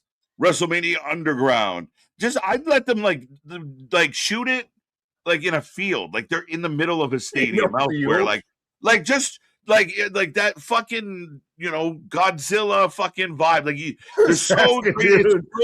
You know, it's time for Death Battle. Is that what you just fucking pitched out there? You're like fucking Thor and the Hulk, like beaming towards each other, and we're all like waiting for the seismic shift. It's a Marvel movie. These guys are insane. Kombat. They've already got Street Fighter. Now you want Mortal Kombat? Right. This arena is not big enough to hold them. They get in a fight in a parking lot. I don't fucking know. They need more than just a ring. They got to have a monster truck battle show off before they have their match. Where's the fucking the old bamboo prison? Let's get them down in prison. We need something big. No, one of them Singh brothers is still having flashbacks after Randy Orton. Right. Like, fuck. And the next match coming to you live from the roof. Like, it just feels so big. Pause. No, because then Russo and co are going to take credit for they were consigliaries and everything for creative. Brock versus Oba to me is probably next to Punk Roman, and especially because of the promo that Punk cut. Yeah. Roman, you got to answer back. If you don't, we got problems. Mm-hmm. Especially because that's going to be the closeout match. Right. But Brock versus Oba at this point, I don't know if they've made someone feel that on par or that almost superior to Brock. Like Mhm.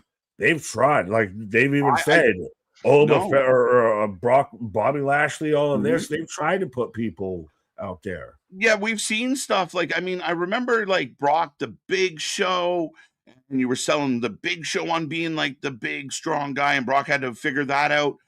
You know, heel John Cena fucking with Brock way back when, but it was different because Cena was hitting him with the chain and finding ways. This is just like pure one on one, man on man. I'm bigger, stronger, faster, younger than you. I'm everything you used to be. I am the next big thing. I'm the biggest thing ever. And that's what it feels like. You were the next big thing. Now you're the passe old thing. Yeah. I am the next big thing. I Yeah. am evolution. I am the next step in this Right. game here. Simba. Like that's what it feels like. Mufasa. Like Big Show will be on JVV tomorrow. There we go. Has JVV. Oba? I don't know. I'm trying to figure out what JVV It's is. either the Juggalos, but that's not on tomorrow. So then it's What? CVV. I'm thinking CVV. Chris Van Vliet, what are we saying? What's JVV?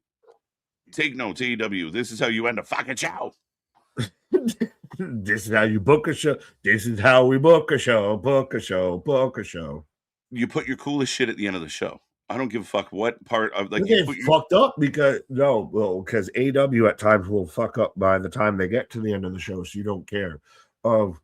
They did this and they did what I've said for a lot of what they do with their pay-per-views and everything of bookend it. If you're not first, you're last. So you have arguably probably your best thing was CM Punk start the show, and you have your very next second best thing of Brock Oba end the show, and you John Ben hooked, Boy. line, and sinkered everybody into that. Of no one is giving too much of a fuck right now in these next 20 minutes of how bad SmackDown was because we're talking about how great Monday Night Raw was. That's a good point. I mean, that's one way to get past things that you don't like.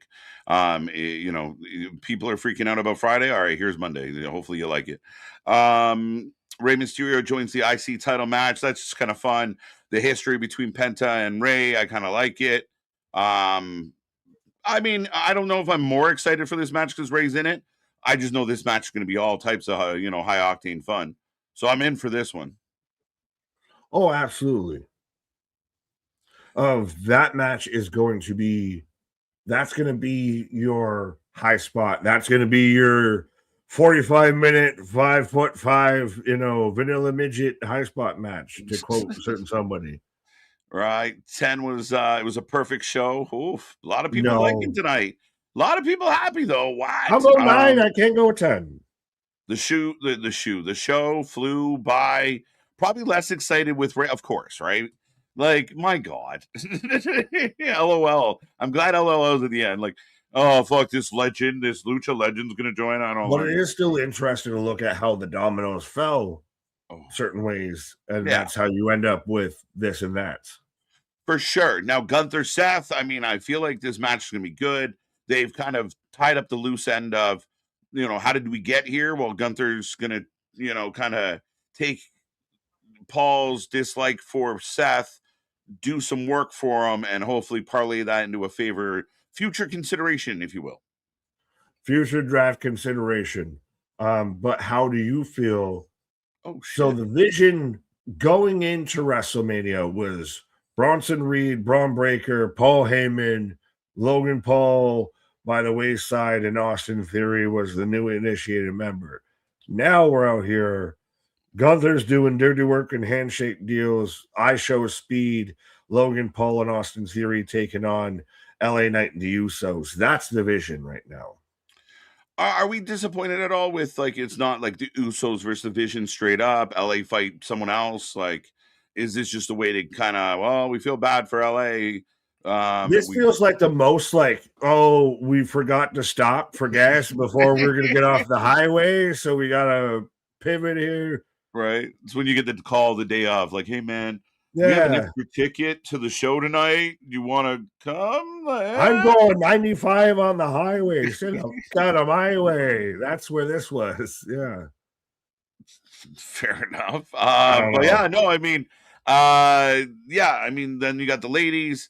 We're trying to build Jade. Jade puts a beating on EO.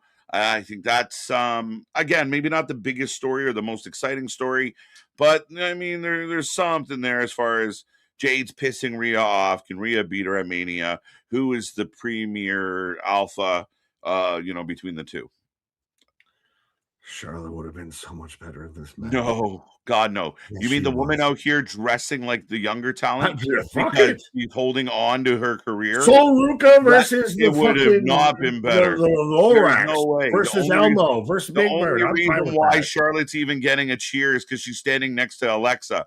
Alexa instantly plays her stock. The minute they're terrified to take Charlotte away from Alexa because they know the fans are gonna fucking shit But on her. you got to do it at some point. So Yeah, if you're maybe. gonna do it, now's got to be a Well, you're fucking not going time to do it to against the heel Jade. So, babyface Charlotte is terrible. It's awful. My God, I'd rather have fucking That's Pat what McAfee. she is right now, though. What? She's a babyface right now, though. But because she's with Alexa, she can't do it alone. She can't do it alone. She won't do it alone. It's terrible. It's not a good thing. Still have her Alexa as a kickstand in a feud with her versus Jade. I guess. Now we're propping up. Thought we didn't need extra people involved. Well, no, you don't want to even give it a chance. I'm at least saying give it a chance. Give it away now. One day we are going to get Charlotte and Jade. I think people forget. Pat McAfee is going to get involved because I hope so. I hope he's champion.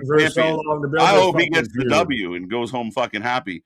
But I mean, for me, we got to remember the original plan was Bianca. They were really hoping Bianca could be a part of this, and it's unfortunate that she's not. And if you have to pick between Charlotte and Rhea in 2026, Rhea's a way bigger star than Charlotte Flair. Miles ahead of Charlotte. I'm going to argue that the story better fit Charlotte. I don't think so. I mean, why? They've been teasing that. The same way with the Randy Orton staring at each other. Every once in a while, as they walk by each other, they should automatically go. I don't know. You're telling me that they weren't teasing, that people weren't saying that's the exact same way that they teased Randy and Cody? Again, you can continue to tease it. I don't give a shit. It's not the biggest match for Mania. And Charlotte's better off in the tag team. But we got a lot going on. As I'm watching the basketball game.